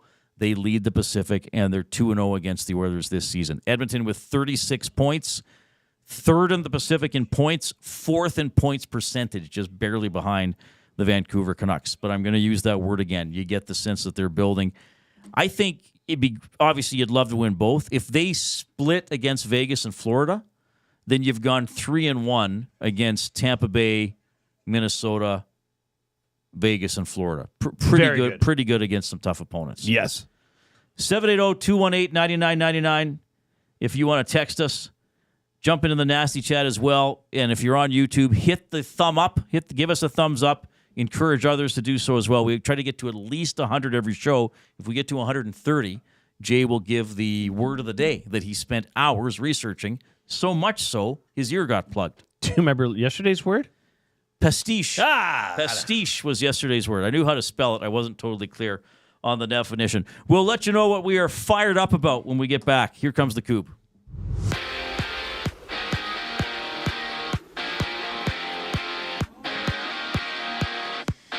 Team Canada has announced their final rosters for next year's World Juniors, having Oilers prospect Bo Akey making the cut. Meanwhile, the Minnesota Wild have claimed Travis Dermott off waivers in response to Jake Middleton heading to the LTIR. And just one game on the schedule today sees the Hurricanes battle the Senators, with the Oilers taking on the Golden Knights tomorrow at 2. And former Elk Kevin Brown has signed a contract with the Argonauts after having 500 yards on over 100 carries last season. Down south, Romeo Dobbs of the Packers has cleared concussion protocol and is active for the Packers, while the Saints have announced that they will start Jake Haener this Sunday. Elsewhere, it's the Clippers tipping off against the Nuggets with 8 games around the association. And the sports update is sponsored by Advantage Sports Medicine and Physiotherapy. Get treated like a pro with their highly skilled crew. Whether you're recovering from an injury or looking to enhance your performance, Advantage Sports Medicine and Physiotherapy uses the same locker room approach that's trusted by the best in the game. Find them online at AdvantageSportMed.ca. The boys get fired up after the break here on the Reid Wilkins Show with Jay Milne. Celebrate the season by creating space for your holidays. Sentinel Storage. Affordable and flexible storage solutions at a store near you. Shop Canadian, store Canadian. Try 4 weeks free. Visit sentinelstorage.ca. Edmonton Sports Talk delivers a mass audience of key, influential customers to your business, all while you associate your company brand with the biggest names, the hottest sports news, and teams from every league around the globe. Oilers and Elks, NHL, NFL, Major League Baseball, and the association, Formula One, soccer, golf. Oh, sweet mama! The excitement is palatable on Edmonton Sports Talk. It's where fans go to get their sports fix and where our partners find the most loyal consumers. Contact us today and see how our team on Edmonton Sports Talk can score the biggest goals for your business. With various advertising options available, email business@edmontonsportstalk.com or head to our website and send a message at edmontonsportstalk.com. The Canadian Ice House is taking your sports experience to a higher level. Trackman golf simulators are now open at the Ice House, an immersive and realistic golfing experience in the heart of downtown Edmonton. Visit in-store or at thecanadianicehouse.com for details.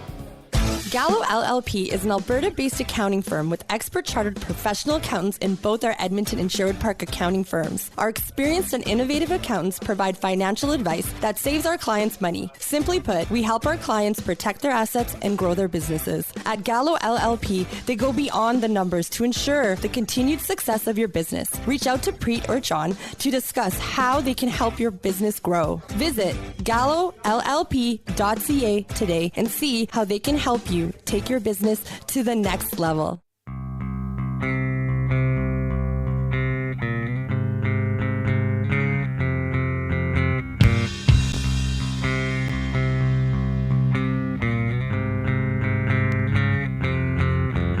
See ya, Bouchard 50-50 for tomorrow, according to Oilers head coach Chris Knobloch. Oilers host the Golden Knights at 2 in the afternoon. Oil Kings will play in the evening. We'll have their captain on the show a little bit later on. So 1 o'clock tomorrow for the Oil Stream pregame show with Tom and Hernan. Tom and Belzy have Hello Hockey at 10. Yep. Busy day for Tom tomorrow. Outstanding broadcaster and young man, as is everybody here at EST. Well, some of us aren't so young, perhaps. What are you going to do? We feel young. Yeah, young at heart is all that matters. We can act young, which is important. So, yeah, that's the latest on the Edmonton Oilers. So I guess we'll just kind of see with Bouchard. No other roster moves to tell you about, but they play the Vegas Golden Knights. 5-game homestand to lead into Christmas. What are we doing? We've got Vegas tomorrow, Florida Monday, Boston Thursday, Sharks Saturday, Senators Sunday. Is that right, next weekend? I believe that's right. Yep. All right. I'll be at the Boston game. Oh, really? Kind of excited. Are you coming up to the press box? Only if you let me. No, I'm not going. I'm going with my cousins. Be fun. Oh, cool. Yeah, maybe you can come say hi to me. Come down to my level. I'm in a secure area. I can't leave. I'm in a secure area. Oh, and I'm like, Reid. I don't know. I don't know where to go. Though to be honest, though, sometimes friends will text me or colleagues at the game, and they'll be like, "I'm in section 2, 4." I'm like, I don't know the sections because I never am in the stands, right? And it is, people do forget that when I'm at a game, especially before when I was with Chet, I am working. They're like, hey, come down and see us during the intermission. Right. I'm actually on air during the intermissions. Oh, just skip it. I'm like, no, I can't do that. Yeah, it's That's probably for the part better of my that you job. stay out of that. Yeah. I'm just always like, no, I'm sorry. This is a work night for me. You guys have fun. But well, and people are having fun at a game, yeah, too. so they want to include me, They want of course. you to have a beer 'Cause I'm with the them. perfect way to increase fun, everybody. Wow. Let's call the crusty old curmudgeon who questions everything. That's a great idea. All right. What are we doing here? Oh, hit the thumbs up on YouTube. Let's get us to 100 going into the weekend and to our Christmas party tonight, the EST. Is it the Christmas extravaganza? Christmas Classic. That's a great word. First annual invitational Christmas Classic. It's invite only. Yeah, yes, it is. So it is an invitational. That's true. So you could call it the EST Christmas Invitational. That's a good point. There. It is time to get fired up for Gemco Fireplaces, proudly serving Edmonton and area for 45 years, the authorized dealer for Napoleon Fireplaces. Whether it's gas or wood burning, look no further than Canadian-made Napoleon Fireplaces. All the Napoleon products you need available at Gemco, 9281 50th Street. I hand the conch to Jay Milne. Well, Reid, we're going to take you to last night's Thursday night football game. I think everybody knows what happened. Devondre Campbell refused to play in the second half. Right. So I'm going to add a little bit more context to this, give you my thoughts on that. Okay? Take yourself back to last year's Super Bowl. Dre Greenlaw for the 49ers is their number one linebacker. Okay. Stud. Yeah. Maybe not number one, but he's up there. Really good player. Tweaks his Achilles. Was this the guy he was jumping up and down to get ready to go on the field and he blew out his Achilles?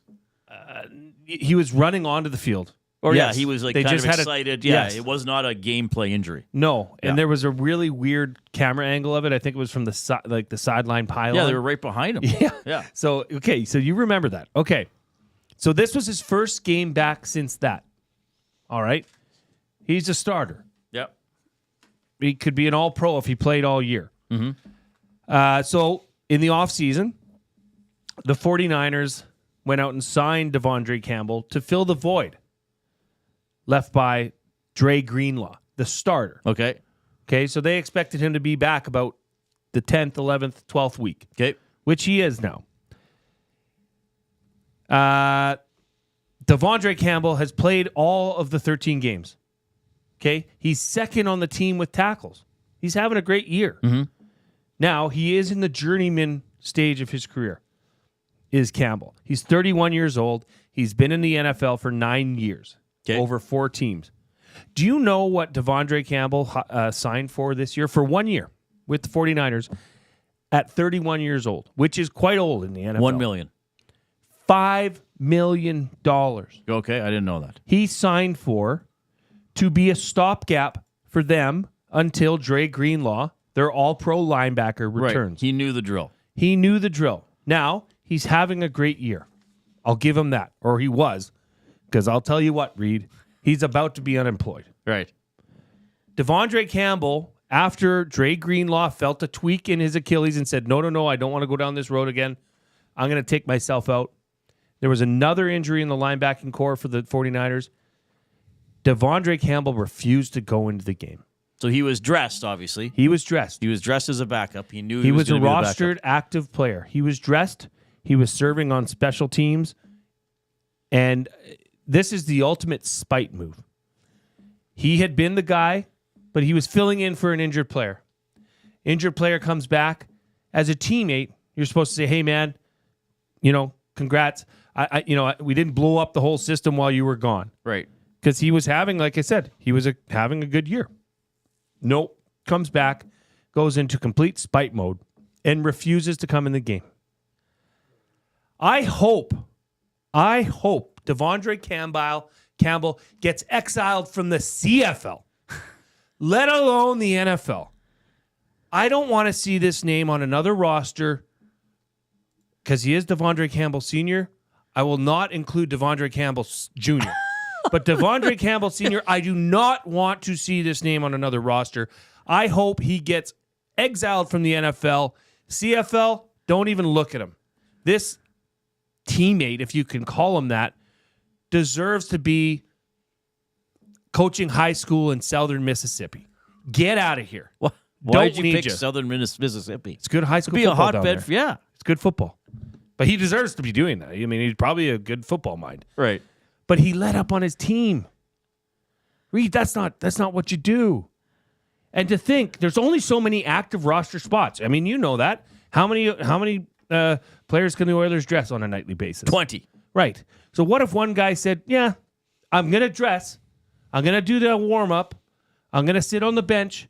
When it's time for me to get out there on the PK, sorry, guys. Not doing it. Not doing it. That's one. This is a strange one. Reid, I mean, it's mind-numbing. I've never heard of anything like this. And did they say they're going to release him? Or no, he'll they never said play it last again? night. They just said it last night already. And they said it so blatantly that they said, we just need to figure out the semantics. So Just that this guy gets totally no money. Nothing. You're done. You're out. Hit the trash. Beat it. You cannot do that and let down your teammates. There was a player playing that called him out on it, and rightfully so. Yeah. He had just lost his infant child, and he's playing in the flipping game. He's playing in the game, and this guy doesn't want to play because he felt slighted because he was filling in as a stopgap for a starter. He knew he was going to lose the starting job. Of course. He should have known. You're 31. Right. You've played on 4 teams. This is the best it's going to get. You've got $5 million and reasons to be there. And you let up on your team, you selfless piece of you-know-what. Selfish. Yeah. I'm so fired up I can't even speak, Reid. You made him sound nice for a second. Very selfish. Well, yeah, when I saw about this last night and then more today, and you and I talked about it, it's pretty strange. And look, I'm not saying under any circumstance do I justify a player basically quitting on his team. But if he was going to do that, why didn't he just say, okay, don't dress me, just release me? Yeah, say, I feel hey. like it still would have been a jerk move. But if he would have gone to what's the coach's name? Shanahan. And said, look, I think I'm better than him. I don't think I should be I don't think I should be benched. I don't even want to play.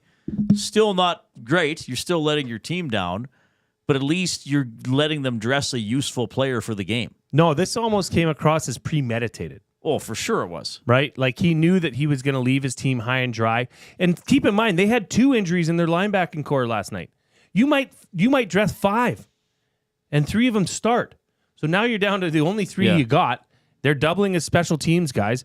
I mean, just a garbage move, just an absolute loser. I mean this. When you play team sports, those are your brothers. Everyone in this office is a brother. We're a team here, right? Yeah. You do not let your teammates down under any circumstance. Yeah, and again, if he doesn't really want to play, don't dress for the game. Don't dress. I'm sure the coach would have preferred that. Don't come into work. I'm sure the coach, if he would have said, hey, I'm not a 49er anymore, or I don't want to be. Yep. Shanahan, I don't think would have liked that, but at least he could have put a player on the active roster who would have participated in the game. Who would have given their left leg to be active on the roster, Yeah, by the I'm way. trying to think. Somebody, Abutsky says Devondre Campbell pulled a Kai Loxley, like Kai from the Elks, he's gone. There was that incident early last season. Big Uke says Kittle called him out pretty hard too. That season has really gone sideways for the 49ers overall, hasn't it? I mean, injuries, an offense that you think would have been better but often hasn't been. I was watching Luke Wilson with Jay after the game because Debo had that tweet that he deleted basically saying, I'm fine. They just don't throw me the ball. That's why I can't remember how he worded it. Yeah, but you dropped one across the middle. He dropped one that probably was a touchdown. Yeah, he probably it was beat a touchdown. The guy to the end zone. And then, I saw kind of the end of the game after the Oilers game ended, and they were 2nd and 20 on their own 10 or something, and they threw that long pass, and the Rams guy knocked it down. And Luke Wilson said after that people are saying, oh, underthrown. And he said, no, Debo's supposed to dig in on that. Cut under that. Go. Get in front of the DB. He's not supposed to just keep trying to get a long bomb. So, yeah, they have not done well. Bad result for the Seahawks, the team I cheer for, because now the Rams are likely going to be tied with them after Sunday, unless the Seahawks come up with a upset over the Packers. But, yeah, 12-6, no touchdowns, and a guy who refused to play. I'm sure there's probably an example in hockey or other sports that are similar to that, but I don't know, man. Like, you're not going to have that happen on hockey.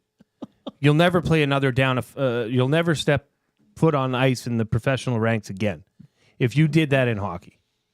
Now, football, you can absorb it a bit because it's such a large roster. Yeah. Right? Basketball, well, they quit every night. That's just how the NBA is. Load management. Yeah. Don't even ask me about that. It's different. That's different. But, yeah, this is a weird one for a player. And again, who knew he was going to get demoted, basically. Like, it'd be like Will Fraser saying when Dusty came back from illness that I'll never fill in again. It's like, well, Dusty came back, you know? Right. Or being upset about it. Yeah. Like, you knew the deal. This was the deal, man. Yeah.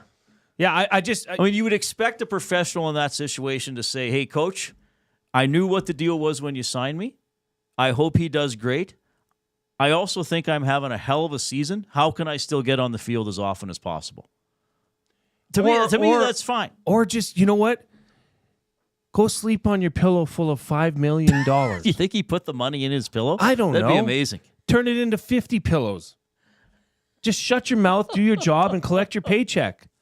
Do what the team needs you to do. That is a very, very selfish thing. It just drives me nuts because that is not acceptable. Like, I mean this. I hope this person is ostracized from the NFL. Well, he might be. Yes. Yeah, he might be for sure. And to the point that it's so bad that the CFL won't even take his scraps. Oh, they might. CFL will take anybody who's good. I don't know if he's going to wind up here, though.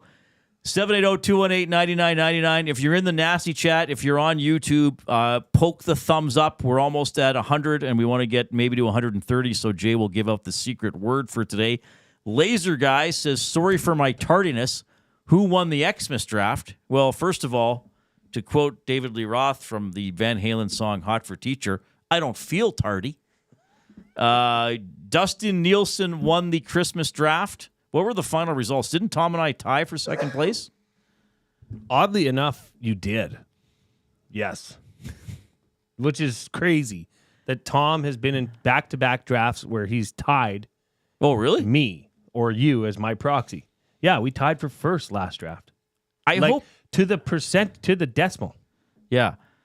I hope you're not upset with my performance because I never really felt, no offense, but I didn't feel as if I was representing you. I just felt I was doing the draft. Reid, I've never been more proud of you. Never been more proud of me. Thank you. Here's the thing. You managed to mix in some of your Reid picks. Let's just that was really my goal. Yes. But to do that and then still deliver a draft, because Eric does that. Eric picks. You know, which I appreciate, though. I do, too. I don't like the pander picks as much. You got to have some personal picks and show your personality, which you did very well. It cost Eric dearly in the last couple drafts.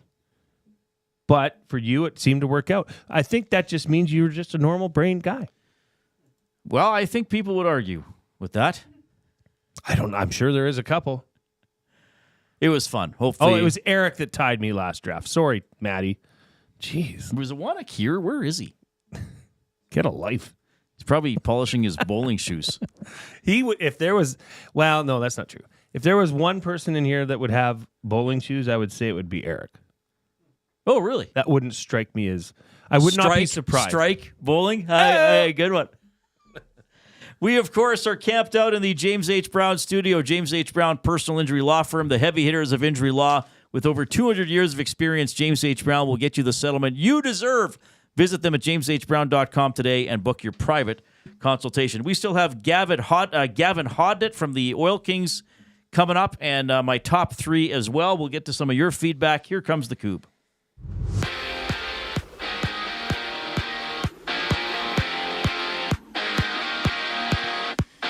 Having Evan Bouchard as a game-time decision tomorrow, the Oilers have recalled Josh Brown from the AHL, and earlier it was Travis Dermott being claimed by the Wild after Edmonton placed him on waivers yesterday. And the lone NHL game has the Senators meeting the Hurricanes, with the Oilers back at it tomorrow at 2 against the Golden Knights.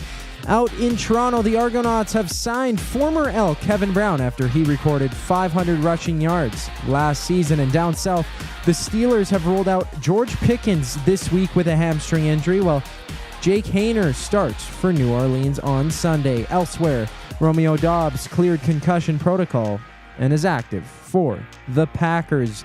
Basketball has an 8-game slate with the Lakers going at it against the Timberwolves, the Suns and Jazz throwing it down before the Spurs and Blazers match up. Reid and Jay continue their show on the other side of the break. I'm Zachary Kubusch, and that was your Sports Update.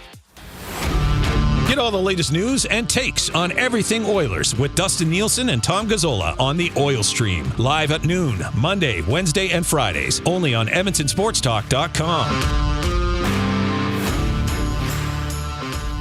If you've been injured in a car collision, let James H. Brown and Associates, Alberta Injury Lawyers, protect your interests. They'll be there every step of the way to help answer your questions and help you get your life back on track. Trust Alberta's precedent-setting injury lawyers with their unrivaled experience, unrivaled results, and unrivaled commitment. When accidents happen, call James H. Brown and Associates, Alberta Injury Lawyers, 780-428-0088, or go to jameshbrown.com. Tommy Gunn's Barbershop is more than just a barbershop. It's a top-notch, tailor-made experience from check-in to check-out. Get a precision haircut, a classic shave, or a facial to step up your style. Just walk in, relax, and let Tommy Guns take it from there. Find comfort in knowing their team follows the code, which is their commitment to care for you as a customer. Check out Tommy Guns today, in-store or online at TommyGuns.com to bring out the best in you. Tommy Guns, where every cut is done right every time. Food Sausages makes their meat with nothing but the best local ingredients. From chicken, beef, and pork, their gluten-free sausages are packed with flavor. Every single bite. Get a 10% discount when mentioning Edmonton Sports Talk in-store or use the code EST when shopping online at foodsausages.ca. Plus, you get free delivery on orders of $100 or more. Find them at 6736 99th Street. Food Sausages. You can't beat our meat.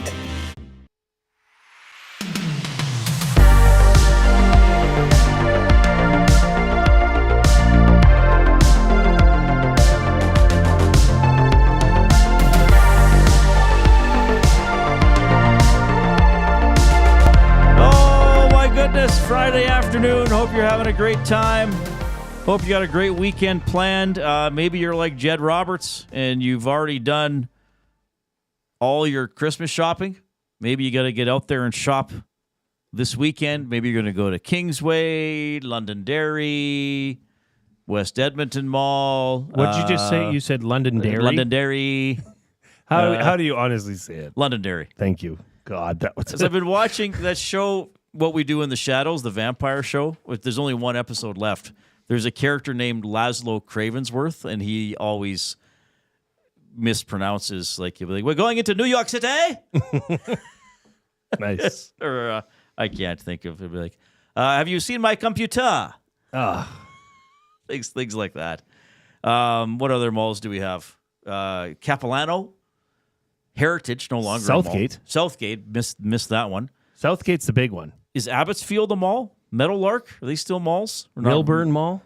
The old Milburn. Millwoods Town Center. Millwoods Town Center. MTC, as the kids call it. Where are you going to... Well, the City Center Mall. CCM. CCL. They also have hockey equipment there. Where are you going to Christmas shop? I don't know. Sherwood Park Mall. Oh, how's that mall? I'm partial to Kingsway myself.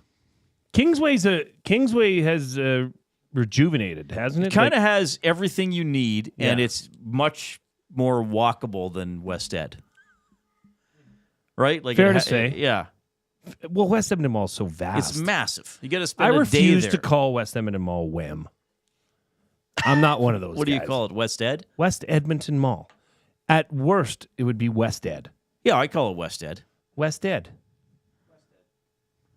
We stayed there this summer. Yeah, that's right. In I'll the truck I'll room. never do it again.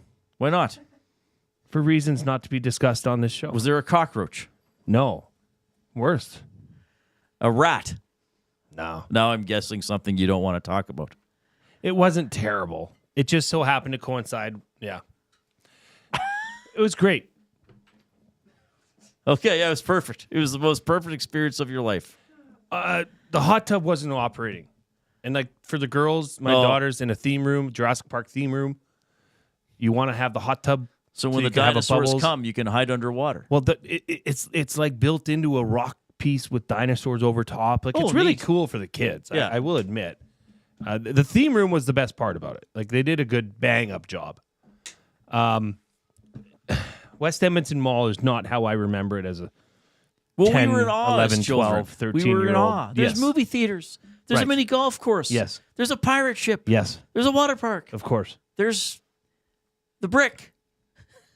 Fantasyland. As a kid, I was big on going to the Brick. Yeah. I should have gone to dare you. Avon's. Yeah. How dare you?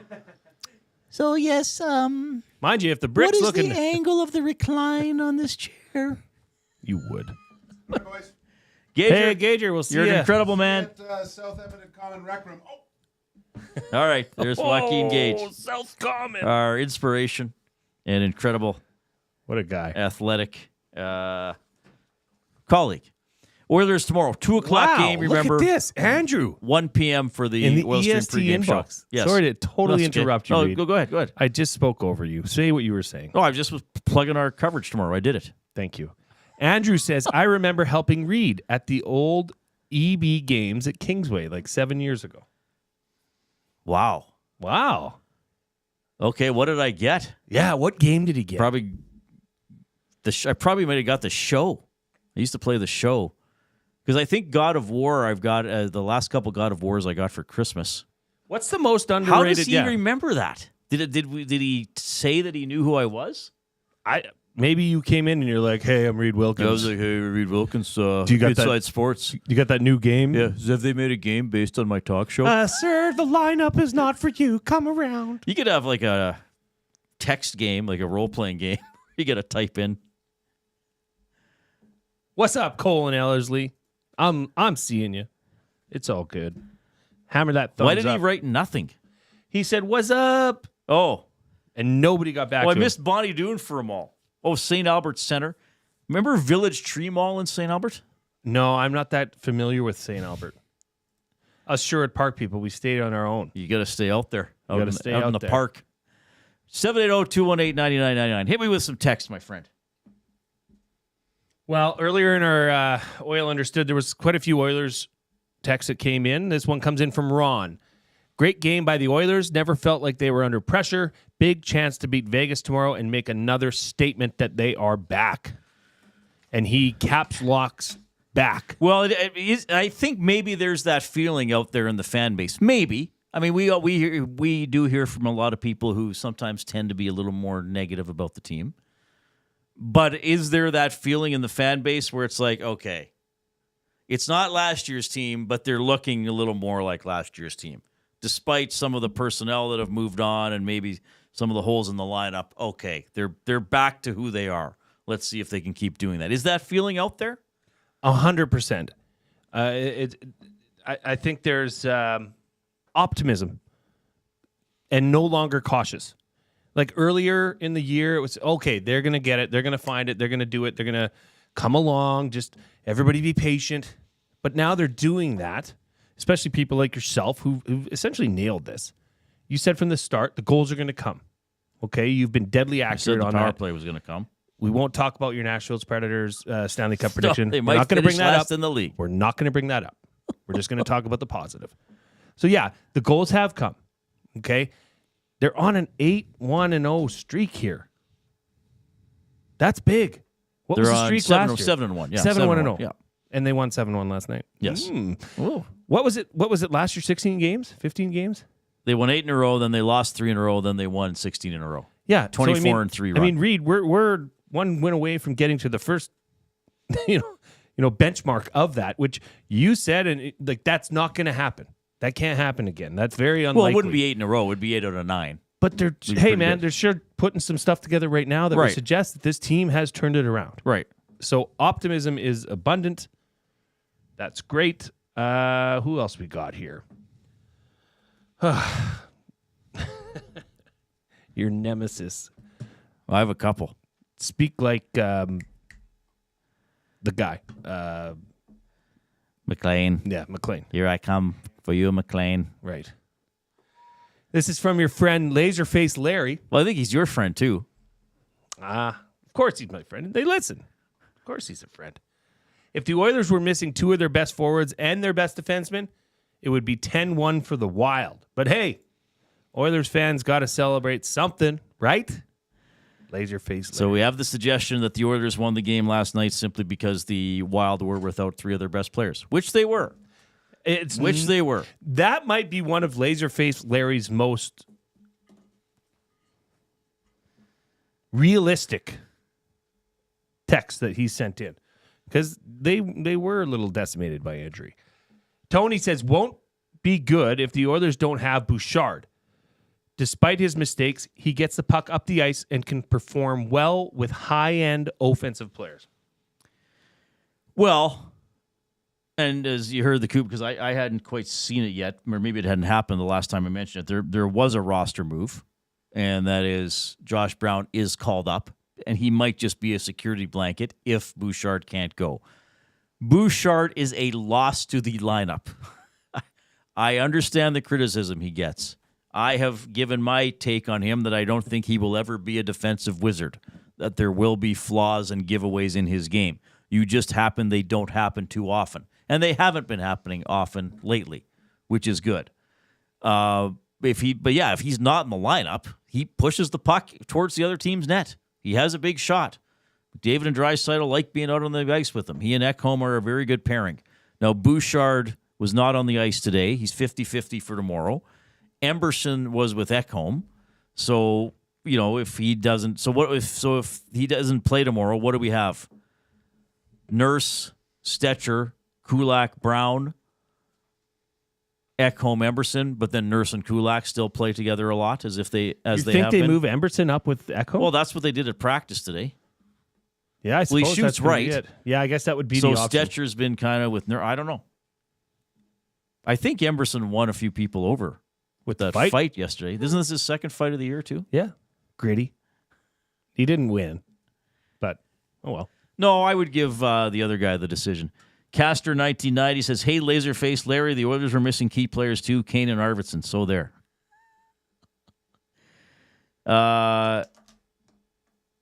Coyote Steve, "Hey guys, Oilers are good when they bury their chances. They get in trouble when they don't bear down to bury their chances."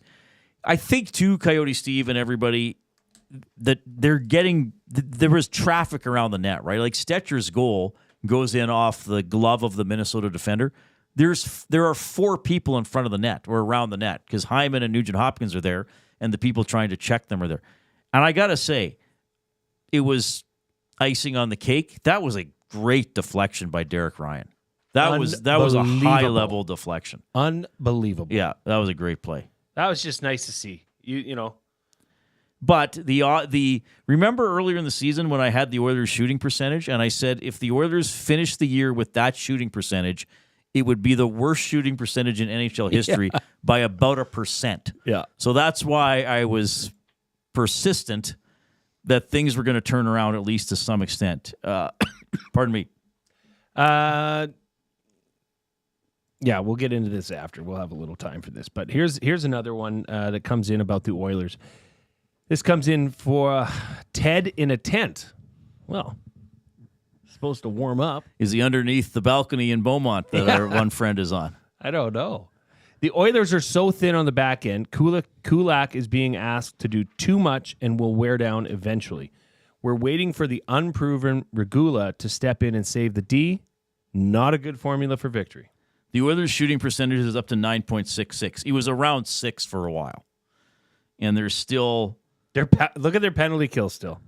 I think it's 26th in the league. Yeah, and they're still 26th in shooting percentage. So if it becomes average, that's a lot more goals. Reid, in the last 30 days, No, 34 days. In the last 34 days, they're 93.9%. And they still have, for the season, one of the worst PKs in the league. That is shocking me. I'm going to keep checking that because it just shows you how bad it was early on. Was that Ted in a tent? Yeah. Do you want me to reread it? Because I know you were looking at reread other things. it. Yeah. The Oilers are so thin on the back end. Kulak is being asked to do too much and will wear down eventually. We're waiting for the unproven Regula to step in and save the D, he says with a question mark. Not a good formula for victory.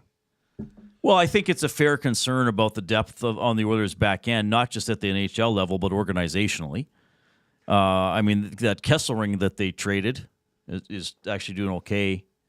Well, and who would say we're waiting for the unproven Regula to step in and save the D? I don't think they want Regula to save the D. I think they want him to be a competent pro, hopefully. Just don't be noticed. But Kulak playing more, does he keep that up if he does it over the whole length of a season?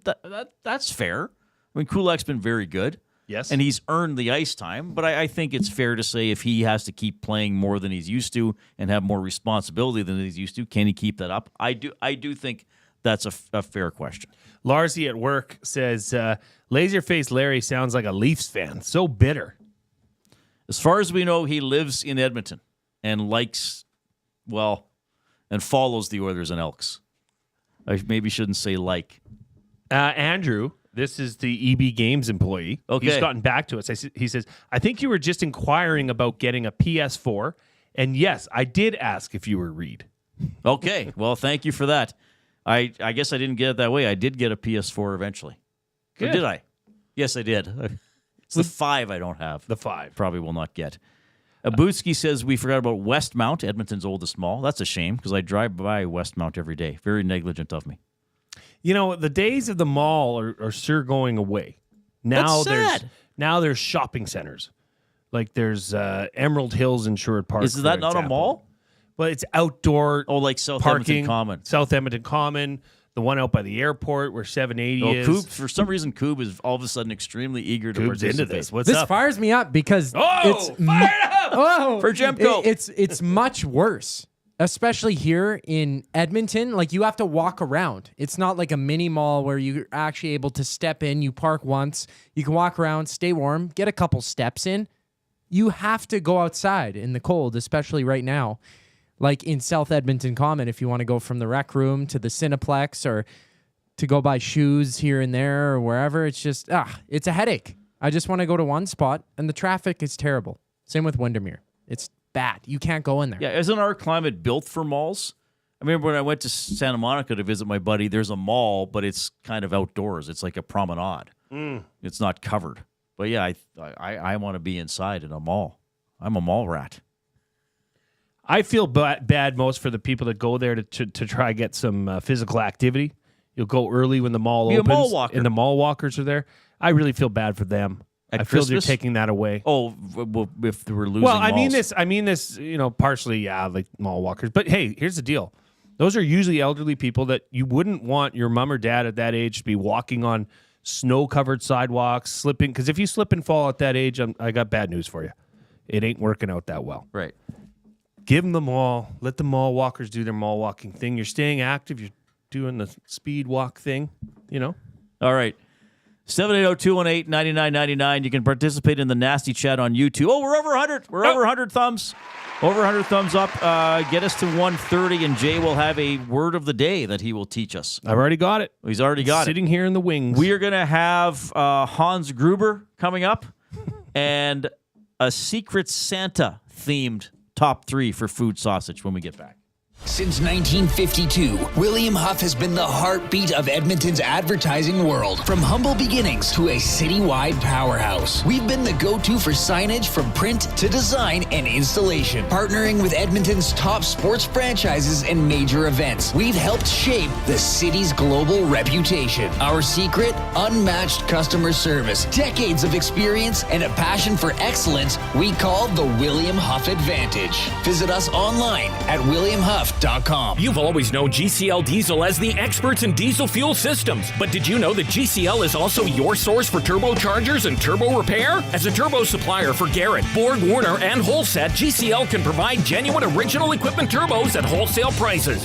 Whether it's diesel, gas, natural gas, or performance, we can provide you with the turbo or custom repair you require. Turbo questions? We've got turbo answers. Visit us in the West End or online at GCLDiesel.com. GCL Diesel, turbochargers, understood. You want the heavy hitters on your team, both on and off the ice. If you've been injured in a car accident, call the heavy hitters of injury law. James H. Brown and Associates, Alberta Injury Lawyers. With over 200 years of combined injury law experience, their precedent-setting lawyers are ready to help. Locally owned and proud Edmonton Oilers fans, James H. Brown and Associates wants to support you with their unrivaled experience, unrivaled results, and unrivaled commitment. When accidents happen, head to jameshbrown.com. Get to know the winners, props, plays, parlays, and more with Nielsen and Hustler. Weekday mornings at 11 on The Lock Shop. Only on EdmontonSportsTalk.com.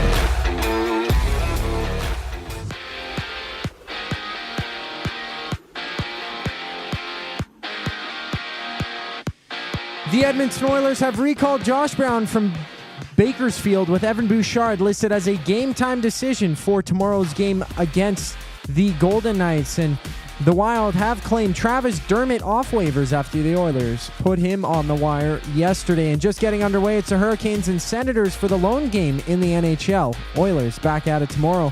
And in the CFL, Kevin Brown, former Elks running back, has signed with the Argonauts, while the NFL sees Justin Herbert off the injury reserve for the Chargers. George Pickens of the Steelers out this Sunday with a hamstring injury, while Romeo Doubs clears concussion protocol for the Packers. And there's 4 teams on the court right now, with the Pacers meeting the 76ers and the Wizards playing the Celtics on an 8-game NBA slate. The Reid Wilkins Show with Jay Milne continues right now. I'm Zachary Kubusch, and you're up to date.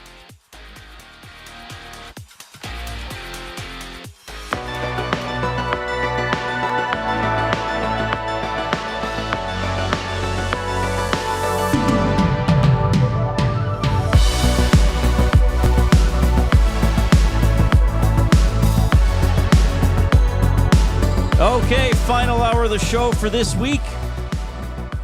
1 o'clock tomorrow, Oil Stream pregame show, game at 2, Oilers at Vegas, and then the boys will be on after the game for the postgame show as well. I'll hop on with them there too. As thank you for getting us over 100 thumbs up on the YouTube stream. If we can get to 130, Friday afternoons sort of iffy. We'll see if we can get to 130 and get the word of the day. Sarah put a word of the day in. It is squire. I believe a squire is sort of an assistant to a knight. I'll let you look it up. I'm the guessor, I guess. I thought a squire is... Isn't a squire like a knight's assistant? Something to do with writing. Oh, really? A man of high social standing who owns and lives on an estate in a rural area. What am I thinking of then? What's the word for a knight? A knight's right hand man. Is that not a squire? I guess not. What is it? A young nobleman acting as an attendant to a knight before becoming a knight himself. Thank you. That's historical. So a squire is essentially a landowner. But it can also be an attendant to a knight.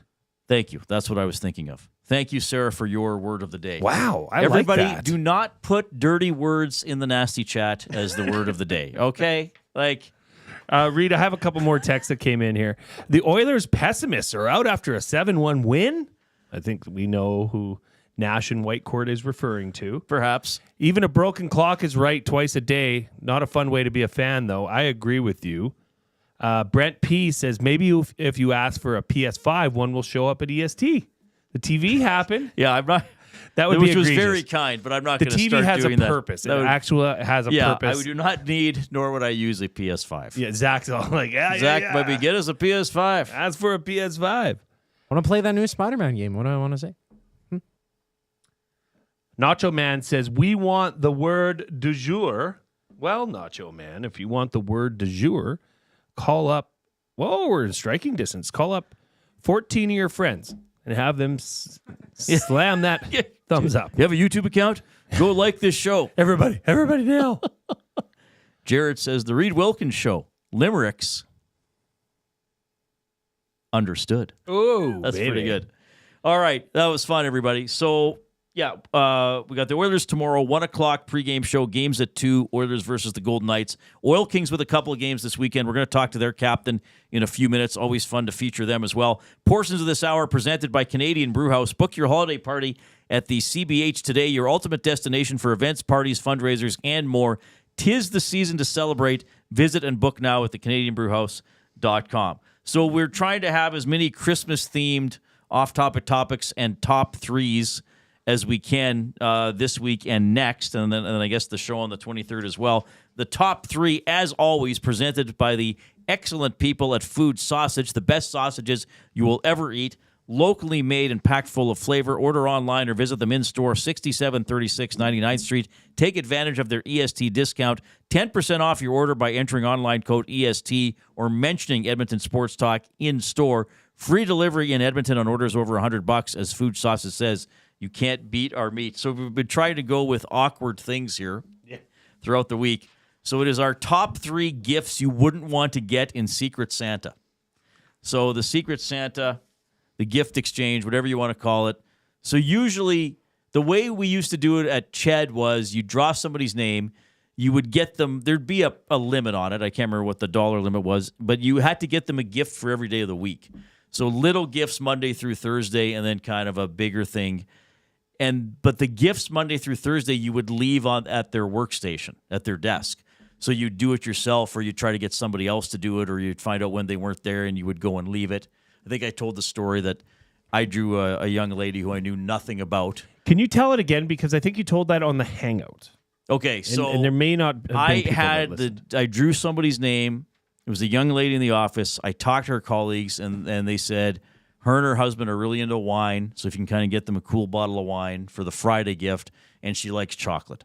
So I got just some little, I don't know if it was Purdy's chocolates, like little wrapped chocolates, like small ones, and wrapped them. And I forgot to put the chocolate in a box one day, and I wrapped an empty box and left it on her desk. So then on Friday, on the Friday, everybody gets together and there's a potluck, and everybody opens their big gift, and then you reveal, oh, I was your Secret Santa, or they try to guess, whatever.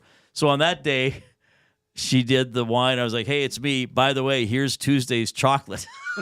And she was like, yeah, I was wondering about that. I thought maybe you had like a kid that stole it or something. You didn't know you wrapped the empty box. I was like, so that's what we did there. So usually, I think in most of these offices, though, there's some grand reveal, right? Where it's like, oh, who got me this? Jay, did you get me this? You know, you got to figure it out. So we have the top 3 gifts you wouldn't want to get from your Secret Santa. Number 1, deodorant. Oh. Like, that would just be awkward for everybody.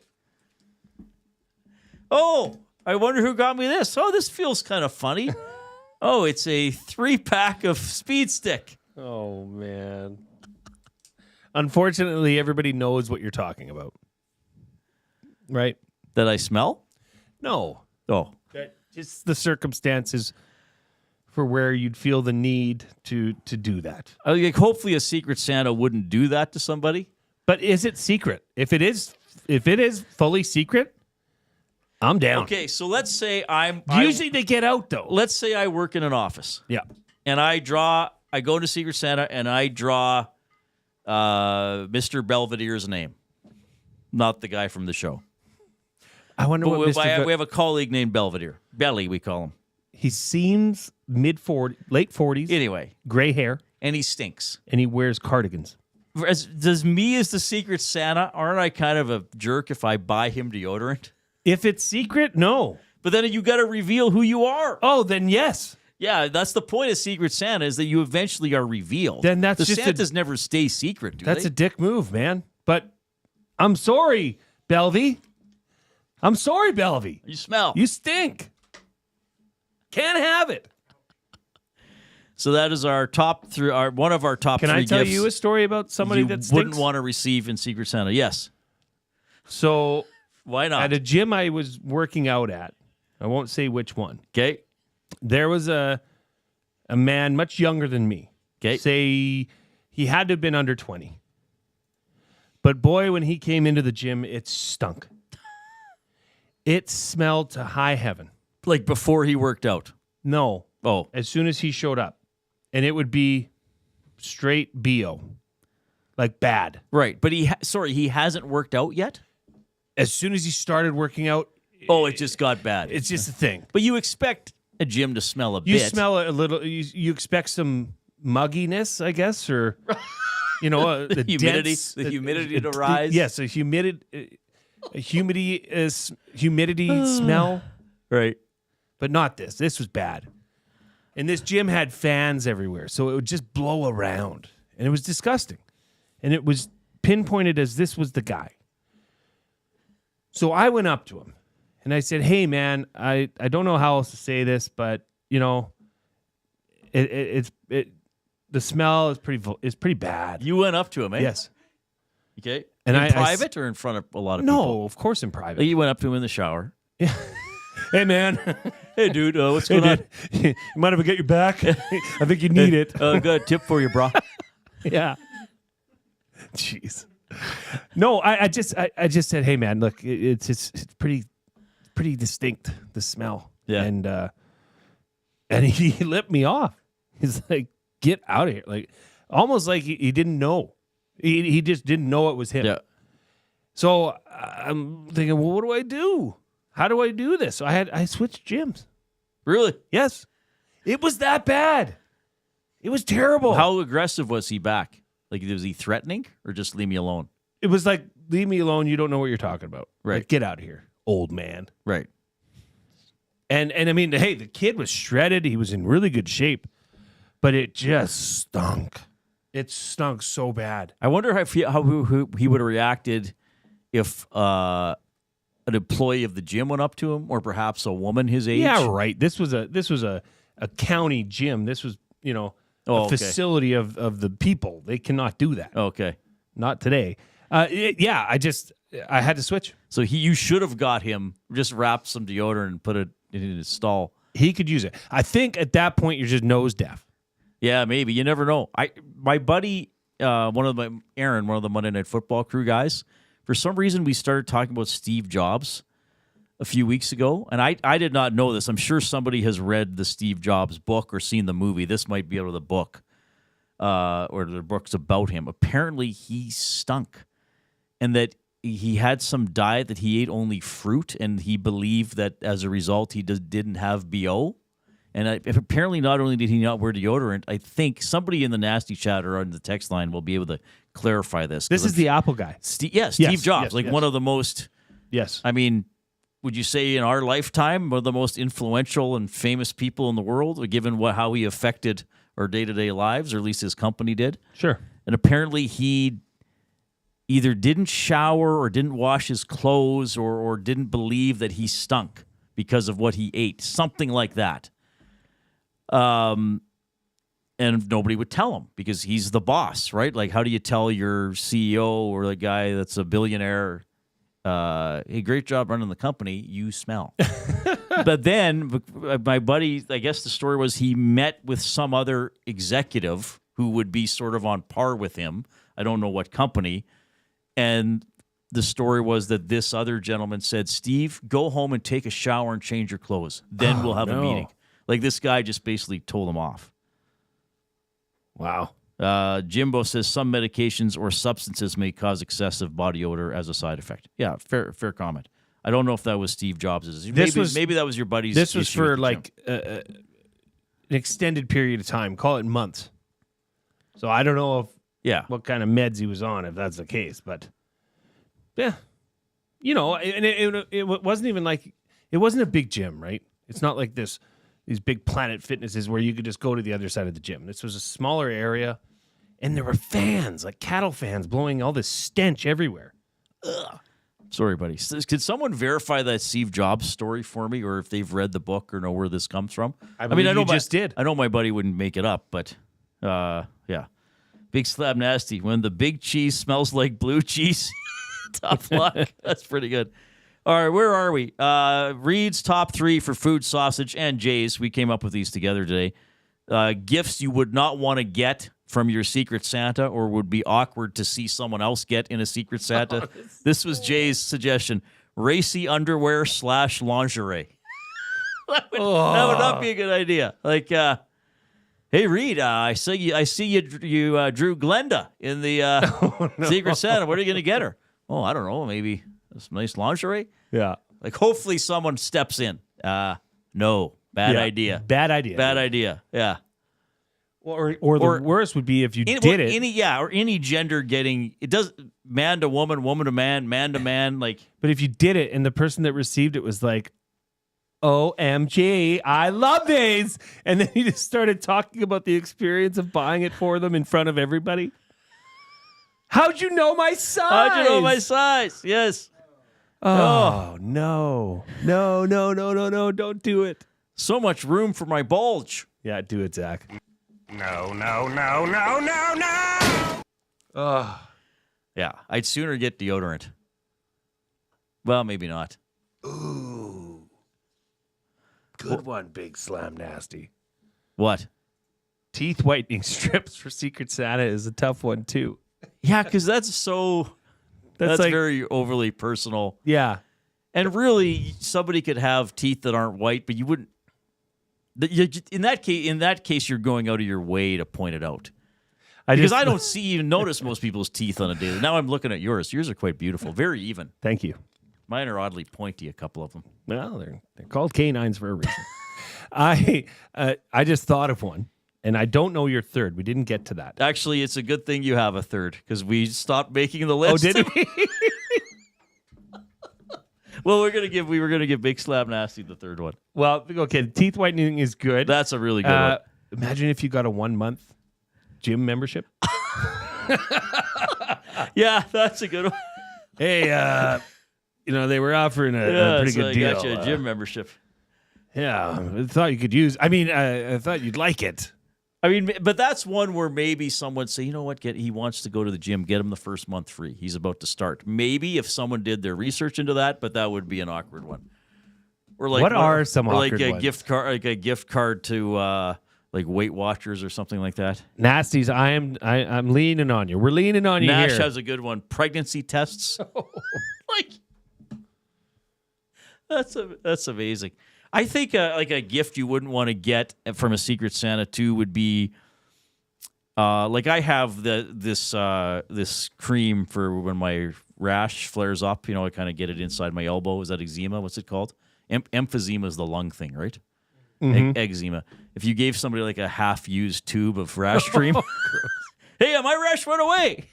You try it. What about like 10 packs of gum? Yeah, or just food that's going to expire that would imply the next day. that they're doing something wrong. Oh yeah, good point. Right? Maybe a hat. Like I hate your hair. Oh, well, a hat could be nice. They chapeau. cheered for a team and you got them a hat.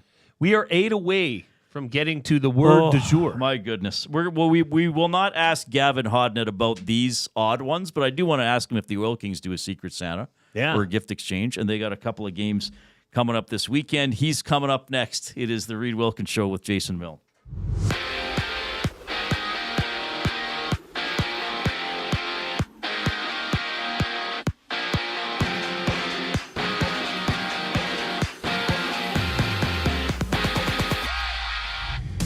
The Oilers have recalled Josh Brown from Bakersfield, with Evan Bouchard being listed as a game-time decision for tomorrow's game, where you can join Tom Gazzola and Hernan Salas live for the GCL Diesel Oil Stream pregame show at 1 o'clock right here on EST. And earlier it was the Wild claiming Travis Dermott on waivers, with the Edmonton Oilers placing him on the wire yesterday. And right now in the NHL, just one game on the slate. Live right now, Senators, Hurricanes, that one tied at 0-0 with under 14 minutes to go in the first period. In the CFL, Kevin Brown, former Elks running back, has signed with the Argonauts, while the WHL sees Kamloops visiting Calgary and Portland hosting Prince George, while Regina plays Saskatoon on a 9-game slate. Right now in the NBA, the Pacers trail 6-2 against the 76ers, while the Cavs hold the Wizards 10-6, seeing both games with about 8 minutes left in the first quarter. Gavin Hodnett, Oil Kings captain, joins Reid and Jay on the other side of the break. I'm Zachary Kubusch, and that was your Sports Update. Wake up with the Nielsen Show with Dustin Nielsen and Lieutenant Eric. Weekday mornings 6 to 9 on EdmontonSportsTalk.com. Celebrate the season by creating space for your holidays. Sentinel Storage. Affordable and flexible storage solutions at a store near you. Shop Canadian, store Canadian. Try 4 weeks free.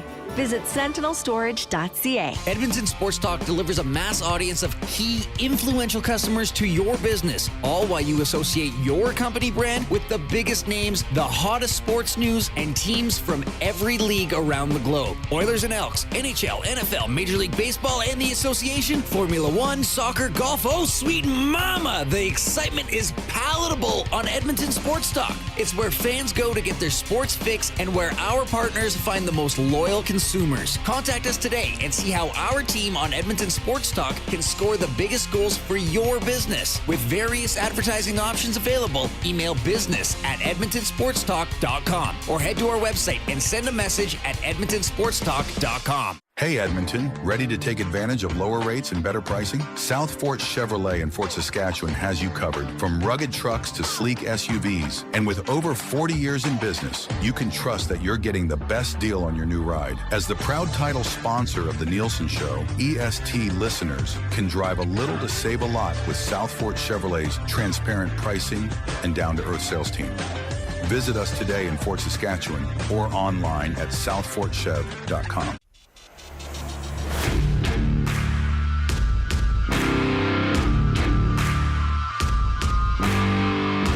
Oilers prospect Bo Akey has made the Canadian World Junior Team tournament in Ottawa starting on Boxing Day. So an exciting note there for Oil Country. Oilers against Vegas tomorrow. Josh Brown called up from the minors. Evan Bouchard, according to head coach Chris Knobloch, 50-50 for the game that starts at 2.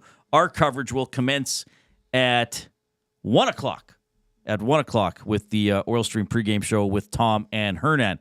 The Oil Kings getting ready to go with a couple of games this weekend. Swift Current tomorrow night, and then a 4 o'clock game against Kamloops on Sunday. And Gavin Hodnett from the Oil Kings is checking in right now.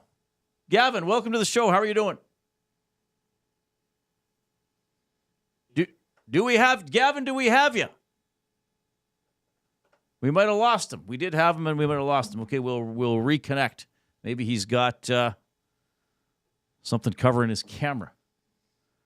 He might have. All right, we'll check with him again. I don't know if we can get him. Just gonna text somebody here. Pat in the county says hair thickening shampoo. For an awkward Secret Santa. Donnie M says, Jay, I was always curious who would use penultimate and why. Penultimate? Yeah. That's a great word. I think it's a great word, It's too. the one before the last one. Yeah. It's the penultimate game or something like that. I love penultimate. I've used that. Yeah. Sorry. Not a lot, but I have Imagine used if they, instead of it's the final countdown, they wrote, it's the penultimate countdown. Well, penultimate would be before the final countdown. Yes. Yeah, that's amazing. A little bit of exciting news. The Ardrossan junior high senior team has beaten Rudolph Hennig 56-39 in round 1 action of the Ardrossan Bison's weekend tournament. Oh, nice. Yep. So it's a tournament. How many games are they playing? I think you're guaranteed, well, you're going to play 3. So they're on the A side now. So tomorrow morning will be semifinals. I believe. You think? I believe. You're hopeful. Okay.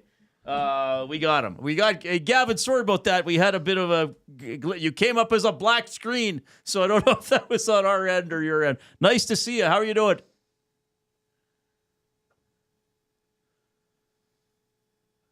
Gavin, can you hear me?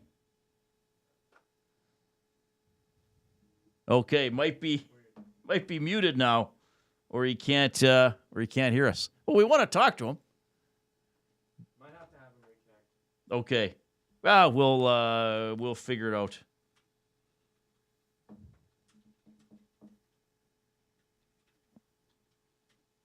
All right. Sorry about that, guys. We're rolling with it, though. The Oil Kings do have games coming up this weekend. Now, on the games on December 15th, 17th, and the 29th, the Oil Kings accepting donations of winter outerwear for men, women, and children. Part of the United Way of Alberta Capital Region's Coats for Kids and Families campaign. Oil Kings have been a part of this for a while. They do a great job with it. They do a lot of stuff in the community. So that's a really great initiative. So if you're going to those Oil Kings games, any of those Oil Kings games, so on the 15th, 17th, and 29th, you can bring a donation and help out for sure. 780-218-9999 is how you text the EST inbox, and you can jump into the Nasty Chat on YouTube. Give us a thumbs up there as well. And if we get to 130 thumbs, we will get to the word of the day. We're at 127. Do we have Gavin now? Should be good. Okay, Gavin, let's hope the third time's the charm. How are you doing? I'm doing good. Thank you. Sorry about that. Yeah, no, well, that's okay. It's technology is like that sometimes. But it's like you're the youngest one here. Like you're supposed to know exactly what's going on with all the technology, right? Yeah, I guess. No, I'm not really bright with it either. So. Well, I'm glad to connect with you. Of course, you're having a great season with the Oil Kings. You're the captain of the team. We're going to start with some fun stuff, though, because it is Christmas. Do you guys do any sort of gift exchange or Secret Santa on the Oil Kings? Yeah, we actually, funny enough, we did it a couple days ago. We had a little gift exchange, so that's always a good team bonding one, and it's always fun. So. And do you reveal who your Secret Santa is? Like, do guys have to say, "Okay, that was me"? Yeah, so we usually just hand out the gift, and then the guy that receives the gift gets a chance to guess who it is, and then we reveal it after. Are you, if you don't want to, I understand, but are you at liberty to tell us what you received and from who? I received actually some height extension insoles. A little bit of a shorter guy, so I loved that one. I thought it was funny, and but he also gave me some Pro V1 Titleist golf balls, so I was happy. And that was Joe Aginla. So okay, well, all right. Well, I've interviewed you before. I used to work on Chad. You would have been on Inside Sports with me. I don't know if you remember, but Joe's been on that show and this show. He's quite an outgoing gentleman, isn't he? Yeah, for sure. He brings a lot of energy. Okay. And so some humor there with the height extensions, and then it got you the golf balls. Are you a pretty good golfer? I'd like to say I am. Yeah, I play a lot in the summer, so I'm always trying to improve it. Now, do you play? Were you back in Manitoba for the summers, or did you stay around here and play? Yeah, I'm all in Winnipeg, playing courses throughout Manitoba, I guess. Yeah, as well. What's the best known course in the Winnipeg area? In Winnipeg, probably Rossmere Country Club. It's kind of where my dad grew up playing, and then he's kind of, taken me there a lot. So I love that course. I enjoy it a lot. That's Winnipeg. I would say in Manitoba, though, Granite Hills, unbelievable golf course, and my dad actually knows the guy that actually made the course and designed it, so it's always a super cool spot for us. All right, so I mean, you're obviously a high level athlete playing in the Dub. Does that come from your dad, your mom? Like, did either of them do any high level sports? Well, yeah, I think it comes from my parents for sure, but my dad not so much. But my mom played in the Canada Games for ringette growing up, so a little bit of that. And but yeah. Okay, Gavin Hodnett from the Oil Kings joining us this afternoon on the Reid Wilkins Show. Look, you got over a point a game. You're the second leading scorer on the Oil Kings, and I know it's your third. I know you played a little bit. I think you got into 5 or 6 games as a younger player, but your third full season here. What's clicking for you? Like, how much more comfortable do you feel when you look back on your first 2 years?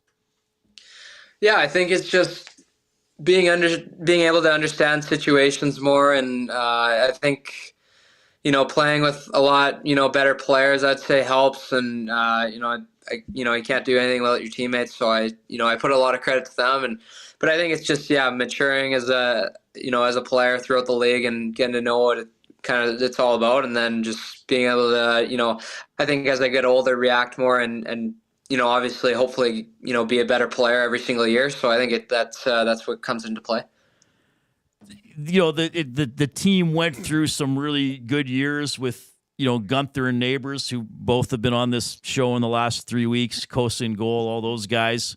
Last couple of years, a little tougher. This year, you guys are 14, 12, and 2. Only 3 points. So you're 8th in the East. You're only 3 points out of 3rd, right? So it's pretty tight. So you guys are right in there. Just tell me a little bit about the feeling now of being on a true playoff contending team that's already this year had some big wins. Yeah, it's awesome. It's an added pressure. It's added expectations, and for us as a group, we have I think a really good motivated group that wants to win all the time. So every single day, it's a battle against each other, and then being able to pull out in games together and doing things together. It's definitely come with some challenges, but I think we're really learning as a group that we're a good team now, and we can really start to push. And our division is so tight right now, as you said, and it's one night that can change 3-4 different teams in a standing. So. Well, Swift Current tomorrow, that's the team you're 3 points behind, right? Right now they're in 3rd, so huge game tomorrow. Is it superhero night tomorrow? I don't know if you noticed any of that when you're playing, but is this where the people can dress up, or do you know how it works? Yeah, it's whatever it is, superhero night. You dress as a superhero and come to the game, so that's always a fun one to look up in the crowd and see that, and really excited for that. Who's your favorite superhero? Like, if you could dress up, who would it be as? Oh, I think it's got to be Iron Man or Spider-Man. I think just based off of the movies. I'm a big Spider-Man guy, so that's pretty good. Jay, you got anything for Gavin? Well, I was just wondering, like in the WHL, and there's so much turnover from year to year. Guys leaving, guys coming up. What's the experience like? I mean, you've been there a few years now. What's the experience that you've noticed most about what bonds the players together? Because you can certainly see as teams get together more throughout the season, those that are tighter start to separate themselves in the standings. I mean, it's pretty common understanding that a tighter team's going to play better. But you've been there now for a few years. What do you think builds that chemistry the most? Yeah. Well, I'll take you right back to when I was 15 and joining that team that won it all. I think it's so cool for me to see a kind of like a group come together and win it all. So I think a couple of things that go into that is just your core of players. I think, that year, I think we had a lot of 18-year-olds that really bonded together and we're just such great guys that they, pulled the young guys in and mixed them into the mix and got everyone comfortable. And you could just see throughout the room and throughout games, like there was energy coming from every single part of the lineup. And when you see that, that's a tight group and, they have a lot of fun together. So I think that's just, what I'm trying to accomplish with our group is, bringing everyone in and getting everyone involved. And then, when those tight games come, I think if a group is tighter together, I think, games can be pulled out just by that. Yeah, I like how you put that energy coming from different parts of the lineup. I'm going to use that when I talk about sports for sure. That's a good way to put it.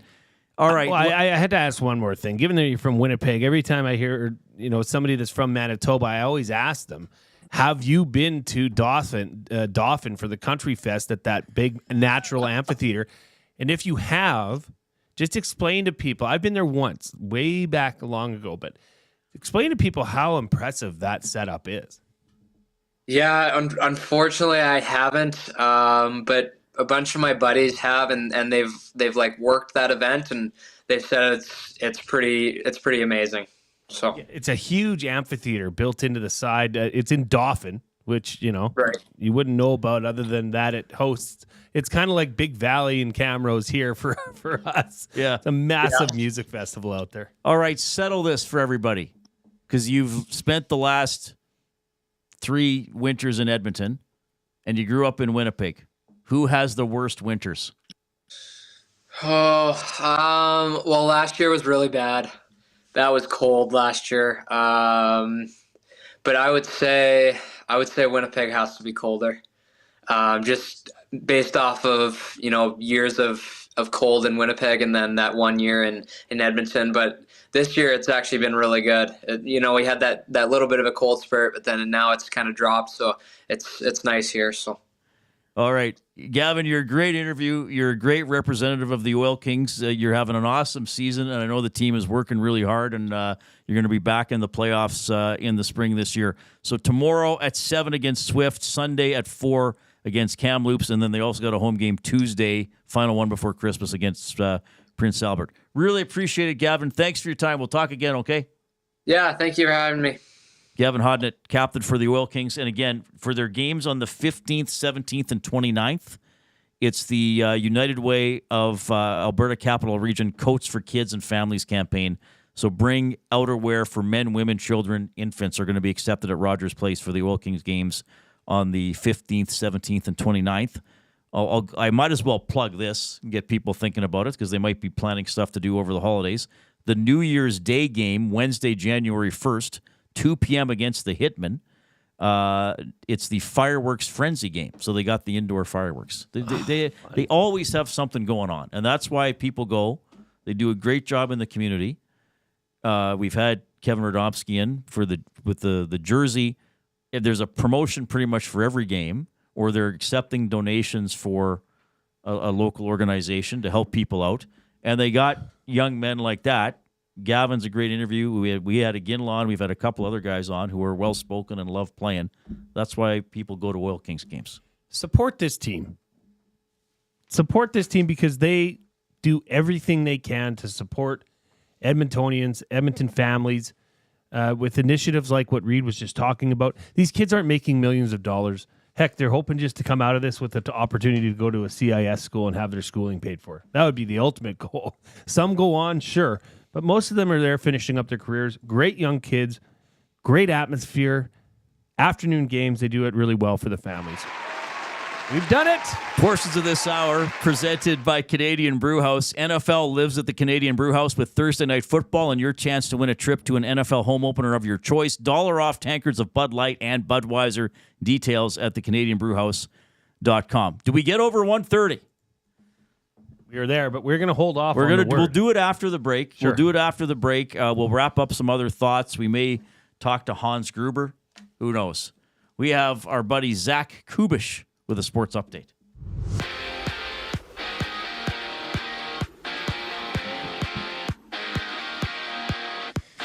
Having Evan Bouchard as a game-time decision, the Oilers have recalled Josh Brown from the AHL, and earlier it was Travis Dermott being claimed by the Wild after Edmonton placed him on waivers yesterday. And the only game in the NHL tonight sees the Sens and Hurricanes deadlocked at zeros with about 5 minutes left in the first frame. And tomorrow, you can catch Tom Gazzola and Hernan Salas live for the GCL Diesel Oil Stream pregame show when the Oilers take on the Golden Knights. That one goes at 2, and you can catch the show only on EST just an hour before puck drop.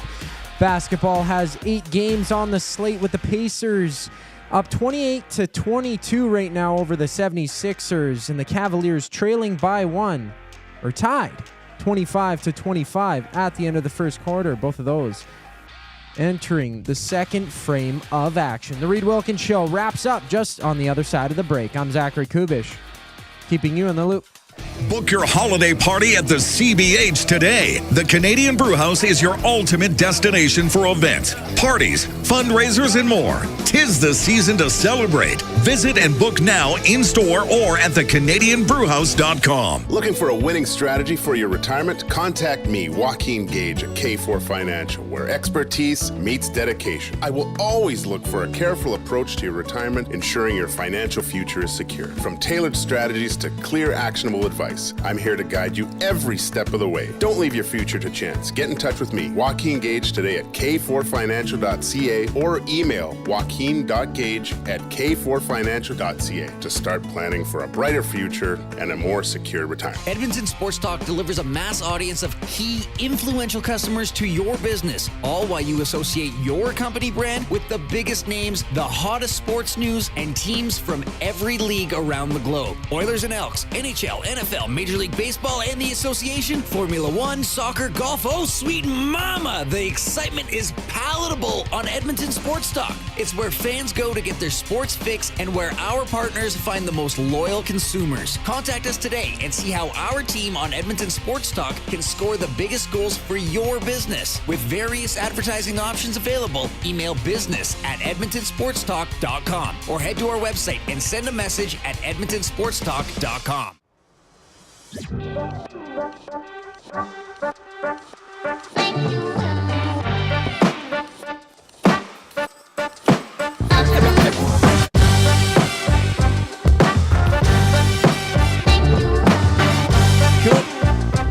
here. Edmonton Sports Talk, your clear choice for Edmonton sports. Live coverage every weekday, live programming every weekday, 6 a.m. to 6 p.m., and then additional stuff around Oilers games, around Elks games. Hello Hockey tomorrow. We got our friends of EST that'll be on the stream in the evenings. We got a lot going on. It's a great place to work. Something I noticed that came up on Twitter, or X as they call it now. For those of you that follow the NFL closely, that follow the game day on Sunday, I think it was a couple weeks ago, Randy Moss, who's on the panel leading up to the games, the countdown crew, he's excellent. He said he was going through some medical stuff, and he just announced today that he has went in. He was in 6 days in the Charlotte hospital, had surgery to remove cancer. Oh no! So he is. He says your boy is a cancer survivor. So good on you, Randy Moss. If there's one person that would fight the fight on that, I mean, he's taking it head on. So that's crazy. Crazy. He had to wear sunglasses the other day and wasn't looking good. So seems like things are on the up and up there. Back to something a little more positive. That would be that we hit our goal, Reid. Right. And you know what that means? We need a word of the day song. Oh, nice. Oh, we need a word of the day song. What would be a good one? We came up with the limerick pretty quick. We need a word of the day song, but we can't use something that'll get us banned around the world. We need Zach to write one and rap it. Do you think you could come up with something quick there? Just freestyle, baby. Hit me with it. Okay. All right. Give me a moment. Lay down a beat or something. I can't do this just... I don't know how to do that. You don't know how to beatbox? Okay. Word of the day with Reid and Jay. What do they say? Hey, we hit the goal. There it is. There we go. There it is. Pretty good. Yeah. Read of the day with what do they say? Hey, and then we go into the word of the day. Okay, the word of the day today is scintilla. Scintilla.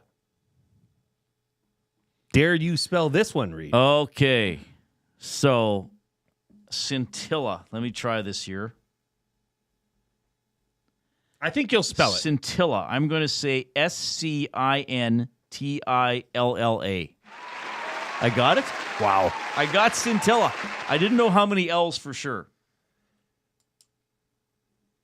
Commonly mispronounced and said scintilla. No, just kidding. Scintilla is a noun. A scintilla is a very small amount of something. Scintilla is usually used in negative statements, as in not even / nary a scintilla. So say that. What's the definition again? A scintilla is a very small amount of something. So, for instance, to use in a sentence, there wasn't even a scintilla of evidence to support their story. So it's like an iota. Well, it's like a morsel, but a really small. So you're basically saying there wasn't even the smallest bit. A scintilla. Like John McClane didn't have a scintilla of remorse about letting Hans Gruber fall off the tower at the end of Die Hard. Very good. Give us a sec. Give us a sec, Zach. By the way, you said they got a Ginla on Hello Hockey tomorrow, Jerome Ginla? Yeah, I saw that as nice. one of the promos. Oh, good stuff. Pretty big get. That's Joe's dad. Yeah, and father of Tage. So scintilla is a good word. Thank you for that. Scintilla. And I think one that could easily be used in a sentence in your life tonight. Like if your spouse says to you, what do you feel like doing this evening? You could say, well, I can tell you what, I don't have a scintilla of desire to watch a movie. Wow. Yes. Yeah. Just trying to think. Am I using it correctly? I believe you are. Scintilla. Another word came in from a listener, and I don't know how to pronounce it. It's probably a dirty word. Be careful saying it. It's not. Okay. Infinitesimal? Oh, infinitesimal. It's like a very small amount, right? Extremely small. Yeah. So Dustin is going to hit an infinitesimal amount of pins tonight. That's right. Fair? Fair? Yeah. That is a great word, That too. is, I love that word. I wish it were seen as a cool thing, like to use vocabulary. Because sometimes I feel as if someone uses a word and it's like, don't use that word. Don't talk in the way people. No, why don't you learn more? I'm going to keep this piece of paper right here. This is the game day sheet from yesterday. Okay. I'm going to start tracking these words, and we're going to have quizzes. So yesterday was what? Pastiche? Pastiche, yes. Pastiche. Today is scintilla. Like it. Word of WOD, brah. Or WOTD. WOD, brah. Oh, that's great. That was pretty good. And we got a lot of thumbs up on YouTube, so we're very happy. It's a great Christmas Friday. Reid, what do you got going on this weekend, buddy? I'm going to our Christmas party tonight. I thought I forgot about that. Tomorrow, you were hoping I would have... Oh, maybe Reid won't come. Don't I can No, invite... I thought I would have forgotten about that. I didn't say you. Oh, no, you're coming. I am. We're all going. Yes. It'll be fun. And then tomorrow I will go to Oilers Golden Knights. Sunday I will watch Seahawks Packers. And then we'll just see what else happens. What are you doing? Well, thankfully, the Ardrossan Bisons won, so that means we don't have a game at 8:15 tomorrow morning. It is now at 10:30. Oh, that's good. That's good. There's news. no other game tonight? Just one game on a Friday? It's usually one and then two. If you win, you're in the final. If you win, lose, you're in the bronze. Is this junior high? Yeah, it's senior, junior high. So junior varsity. Okay. Yeah. Well, that's cool. Get to be a basketball dad. What are you most looking forward to tonight? Camaraderie. Wow, good answer. Laughter and love. I was going to say that. Who do you think's going to make the biggest ass of themselves? Be honest. I don't know, actually. I've only hung out with the group so often. I don't think anybody's going to get embarrassingly silly that they'll do something they regret. I hope. Well, let's just... I have a feeling... Probably Dustin. No, I don't. I do know that YTT was going to go head over to Eric's prior. Yeah, he's starting early. So I think they might come in hot. Let's just well, say they that. asked me, Hernan asked me who's going to win the Lampshade Award when I was on his show, and I said probably Trev. What's the Lampshade Award? Just the person What most I just likely said? to win. Yeah, I guess, but the way I interpret it from you, it's like that they go too far, whereas the Lampshade is just the goofball. Class clown. Yeah, the class clown. Right. Oh, boy. Everybody's saying Eric. Poor Eric. Poor Eric. Okay. I will tell you what I'll be doing 1 week from tonight. I have plans already with one of my friends to go see Die Hard at the, how do we say it again? The Metro Cinema at the Garneau? Yes. Or the Garneau at the Metro Cinema at the Garneau. Die Hard is showing next Friday, I believe, at 9:30. So I will get to work on my impression of this gentleman. This is Hans Gruber. I assume you realize the futility of direct action against me. We have no wish for further loss of life. Due to the Nakatomi Corporation's legacy of greed around the globe, they are about to be taught a lesson in the real use of power. You will be witnesses. The following people are to be released from their captors. In Northern Ireland, the 7 members of the New Provo Front. In Canada, the 5 imprisoned leaders of Liberté de Québec. In Sri Lanka, the 9 members of the Asian Dawn. Still the cowboy, Mr. McLean, Americans all alike. Well, this time John Wayne does not walk off into the sunset with Grace Kelly. Can you play the beginning again? I like that one. This is Hans Gruber. I assume you realize the futility of direct action against me. We have no wish for further Thank loss you. of life. Yeah, I like how he talks. I assume you realize the futility of direct action against me. Not direct, direct. Direct. This is Hans Gruber. I assume you realize the futility of direct action. And how he said globe, from around the globe. Oh, I love how they go over the top with the Canadians and then the, what was it, Chinese? Yeah, the people that are in prison, which I believe was all a ruse. He just really wanted to break into the vault. He had no political leanings at all. But that's pretty good. And I don't know if he ever says, well, near the end, he says, what is it? Eva the Cowboy McLean. Americans are all alike. It is my impression's not that good. I just like talking in that voice and trying to use his cadence. So strange that all these words are said in a Christmas movie. Yeah, it really is. Imagine that. Doesn't seem that jolly to me. McLean. I hope you realize the futility of your actions against me, McLean. Vic says that was a scintilla bit of information for the word of the day. Thank you. I don't know if you need to throw in bit. No, it's just a scintilla. That was a scintilla of information for the word of the day. Scintilla means kind of small amount, right? I love this. Oh, that was good. By the way, the Coup put up a poll. Would you like to see the jailbreak rule added to the NHL? So the jailbreak rule is if a team scores a shorthanded goal, the player is freed from the penalty box. So the other team no longer has a power play. 53% no, 47% yes. So pretty close. We had some good discussion about that. I don't think the NHL would ever do it, but it is interesting to talk about, and they're doing it in the Professional Women's Hockey League, correct?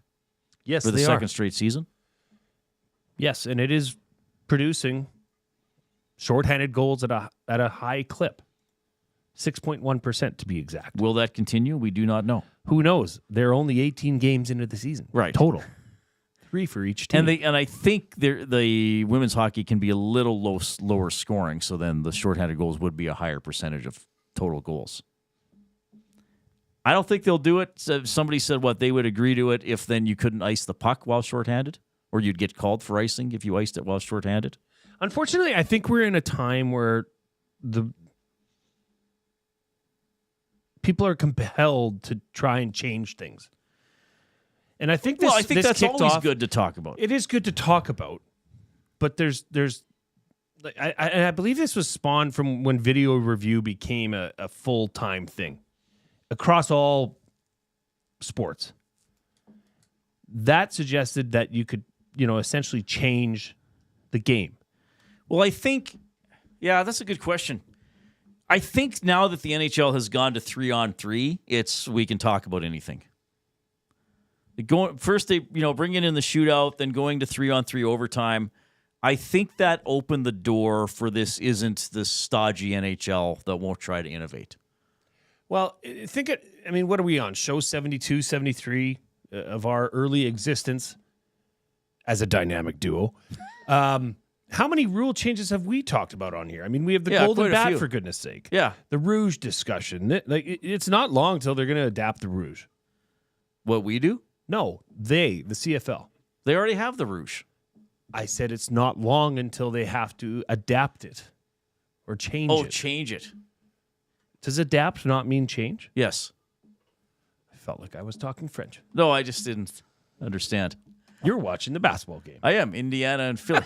Is it an NBA Cup game? No, because you can see the court. It has a normal court. That's how you. That's how the you court's can tell. not blinding Watching you. it on the ES TV. Yeah, I just think that leagues want offense. They want attention. There's a lot of different channels and a lot of different things people can do for entertainment. And generally, offense sells, right? I mean, people watch the NFL because there might be something dramatic at the end of the game. The CFL tries to sell that no lead is safe type of thing. So hockey, 3-on-3 overtime, something happens in overtime. But there's action. The thought process came in that higher scoring games are more exciting. No, that's not always the case. Right? Defensive standoffs are equally exciting, if not more exciting, in my opinion. And yes, I may be referring more to football here. Well, it depends on how much action there is. Sure, but there could be a very competitive game that ends in 21-17 Yeah, or sure. 16-13. Sure. Those can be exciting. But I think the general sentiment is that more goals equals a better product. I'm not necessarily buying that. No, I wouldn't say that. But I think the think NHL of is the a better rule- product than it was 25 years ago. There are more chances. It's not just lock it down and clutch and grab. Sure. And I mean, win. if you look back at old-timey hockey videos now, it's laughable. Sure. How much hooking and the hooking was egregious. Yeah, absolutely.